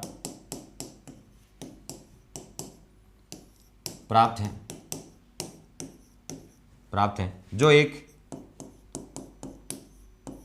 जो विधानमंडल सदस्यों को प्राप्त होते हैं, जो विधानमंडल सदस्यों को, विधानमंडल सदस्य केवल एमएलए, विधानमंडल सदस्यों यानी एमएलए को प्राप्त होते हैं। महाधिवक्ता जब तक पद पर रहता है तो उसको वही विशेषाधिकार मिलते हैं। ठीक है, जो किसको? एक विधायक को मिलते हैं। ठीक है, विधायक को मिलता है ना कि कार्रवाई के शुरू, विधानसभा की कार्रवाई शुरू होने से 40 दिन पहले और 40 दिन बाद एक विधायक को गिरफ्तार नहीं किया जा सकता। विधायक बताओ कुछ भी बोल देता है फिर भी उसको गिरफ्तार नहीं किया जा सकता। ठीक है, तो ये सारी चीजें किस आर्टिकल में? तो बताओ 194। इसमें विधायकों के विशेष, एमएलए के क्या है? विशेषाधिकार है। तो महाधिवक्ता को वही विशेषाधिकार प्राप्त होते हैं, वही विशेषाधिकार प्राप्त होते हैं जो एक एमएलए को प्राप्त होते हैं। तो एमएलए को जो विशेषाधिकार होते हैं वही महाधिवक्ता को विशेषाधिकार होते हैं। तो महाधिवक्ता के विशेषाधिकार किस आर्टिकल में? 194 में। 194 में। हितेश जी राज्यसभा नहीं पढ़ रहे हैं, यदि मैं इसको राज्यसभा को पढ़ाने लग गया तो फिर विधानसभा कभी और ही पढ़नी पड़ेगी। ठीक है, आप टॉपिक से बात करें। इस क्वेश्चन का तो मैं फिर भी आपको आंसर दे दूं, सबका दे दूंगा मैं, क्वेश्चन आंसर देने में मुझे कतई प्रॉब्लम नहीं है, लेकिन आप टॉपिक से हट जाओगे तो फिर वापस टॉपिक पे आना मुश्किल हो जाएगा। आपको ये टॉपिक समझ में नहीं आएगा और आप दूसरे टॉपिक में डाइवर्ट होते चले जाओगे। ठीक है, राज्यसभा किस हिसाब से गए थे? देखिए, यदि आपसे कोई राज्यसभा के चुनाव कैसे होते हैं तो ये सुनिए, राज्यसभा के चुनाव अप्रत्यक्ष होते हैं। कैसे होते हैं? अप्रत्यक्ष होते हैं। एकल संक्रमणीय मत प्रणाली से होते हैं, आनुपातिक प्रतिनिधित्व की एकल संक्रमणीय मत प्रणाली से होते हैं। ये ठीक राज्यसभा ऐसे गए जैसे मनमोहन सिंह गए थे। कैसे? मनमोहन सिंह।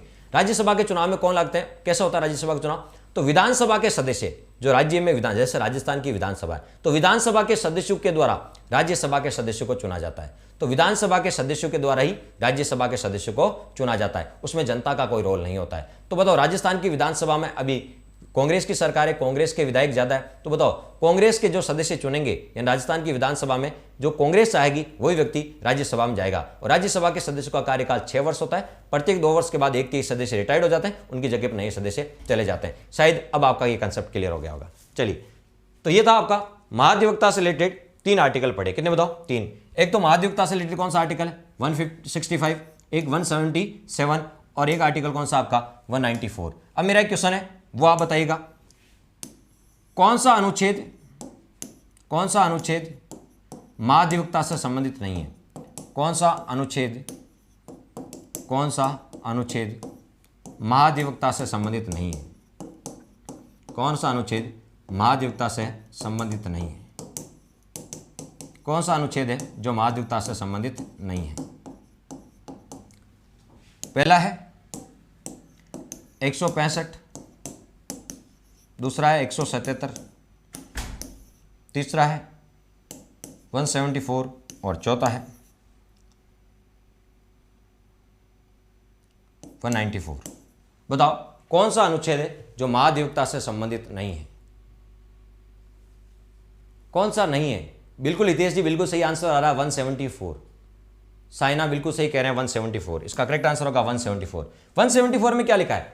174 में क्या? राज्यपाल विधानसभा का सत्र बुला सकता है, सत्र को समाप्त कर सकता है, विधानसभा को भंग कर सकता है, वो 174 में लिखा है। ठीक है, तो बताओ 174 महाधिवक्ता से संबंधित नहीं है। तो आज के बाद ये ध्यान रखना, महाधिवक्ता से संबंधित एक आर्टिकल नहीं है, एक के अलावा दो और आर्टिकल है जो महाधिवक्ता से संबंधित है। यह लिखा है कि वो विधान का सदस्य नहीं था, बैठकों में भाग ले सकता है लेकिन मतदान नहीं कर सकता, और इसमें महाधिवक्ता के विशेषाधिकार लिखे, महाधिवक्ता के विशेषाधिकार लिखे। तो ये 3 आर्टिकल है जो महाधिवक्ता से रिलेटेड है। चलिए एक और यदि बात करें महाधिवक्ता की, तो महाधिवक्ता की बात करें तो महाधिवक्ता का पद कब बना था? तो राज्य पुनर्गठन आयोग, राज्य पुनर्गठन आयोग 1956, राज्य पुनर्गठन आयोग 1956 के तहत। राज्य पुनर्गठन अधिनियम कब आया था? 1956 में राज्य पुनर्गठन आयोग आया था। उसके अध्यक्ष थे फजल अली, याद करना बहुत अच्छा है। राज्य पुनर्गठन आयोग के अध्यक्ष कौन थे? फजल अली, और 2 सदस्य थे, ये पूछे जाते हैं, के.एम. पन्नीकर और हृदयनाथ कुंजरू। के.एम. पन्नीकर, हृदयनाथ कुंजरू 2 सदस्य, और फजल अली राज्य पुनर्गठन आयोग के अध्यक्ष। 3 व्यक्ति थे। चौथा देखे पूछ लेंगे कौन राज्य पुनर्गठन आयोग में शामिल नहीं था, ऐसे क्वेश्चन भी पूछे जाते हैं।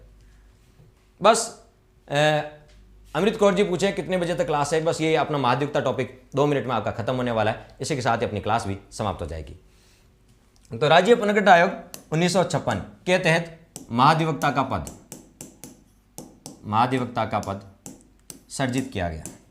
तो महाधिवक्ता का जो पद बनाया गया था वो किस अधिनियम के तहत बनाया गया था? तो राज्य पुनर्गठन अधिनियम 1956 के तहत महाधिवक्ता का पद बनाया गया था। तो बताओ इसकी मुख्य पीठ कहाँ है? महाधिवक्ता की मुख्य पीठ, महाधिवक्ता की जो मुख्य पीठ है, तो महाधिवक्ता कहाँ बैठेगा? जहां पर हाईकोर्ट की मुख्य पीठ होगी, और राजस्थान हाईकोर्ट की मुख्य पीठ कहाँ है? जोधपुर में। राजस्थान हाईकोर्ट की मुख्य पीठ कहाँ है? जोधपुर में। तो महाधिवक्ता भी वहीं बैठेगा, क्योंकि इसका काम है सरकार को कानूनी मामलों में सलाह देना। ठीक है, और इसकी आपसे खंडपीठ कहाँ होगी? तो बताओ राजस्थान हाईकोर्ट की खंडपीठ कहाँ है? तो राजस्थान हाईकोर्ट की खंडपीठ सर्किट बेंच कहाँ है? ठीक है, जयपुर है। तो ये इसकी खंडपीठ भी कहाँ है? जयपुर में। तो महाधिवक्ता की मुख्य पीठ तो जोधपुर में, और खंडपीठ कहाँ है? जयपुर में। ये भी आपको ध्यान रखो। राजस्थान के प्रथम महाधिवक्ता कौन थे? राजस्थान के प्रथम महाधिवक्ता, तो राजस्थान के पहले महाधिवक्ता कौन थे? तो राजस्थान के पहले महाधिवक्ता कौन थे? तो राजस्थान के पहले महाधिवक्ता थे GC. Kasliwal. GC.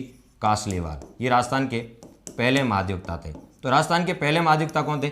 GC. Kasliwal. Rajasthan के वर्तमान महाधिवक्ता कौन है? राजस्थान के वर्तमान महाधिवक्ता, तो राजस्थान के वर्तमान महाधिवक्ता कौन है?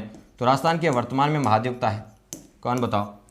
महेंद्र सिंह सिंघवी, M.S. सिंघवी, महेंद्र सिंह सिंघवी, ये जोधपुर के रहने वाले हैं। तो ये राजस्थान के वर्तमान में महाधिवक्ता है। और कौन से नंबर के हैं? ठीक है, 18वें नंबर के, नंबर भी याद रख लो, ये 18वें नंबर के हैं। तो 18वें नंबर के, ठीक है, वर्तमान में महाधिवक्ता है M.S. सिंघवी, महेंद्र सिंह सिंघवी जोधपुर के, और पहले महाधिवक्ता थे जी.सी. कासलीवाल। तो ये था आपका छोटा सा टॉपिक महाधिवक्ता, जो अपना कंप्लीट होता है। सारे एंगल से अपन ने महाधिवक्ता टॉपिक को कंप्लीट कर लिया। घर जाके ऑब्जेक्टिव प्रैक्टिस करें, सारे क्वेश्चन आपके सही हो जाएंगे महाधिवक्ता के। तो पॉलिटी के 3 टॉपिक हो गए, राज्यपाल, मुख्यमंत्री, महाधिवक्ता। कभी भी मैं आपका इनका टेस्ट ले सकता हूं, तो आप इनको अच्छे से तैयार कर लें। धन्यवाद दोस्तों, थैंक्स फॉर वॉचिंग।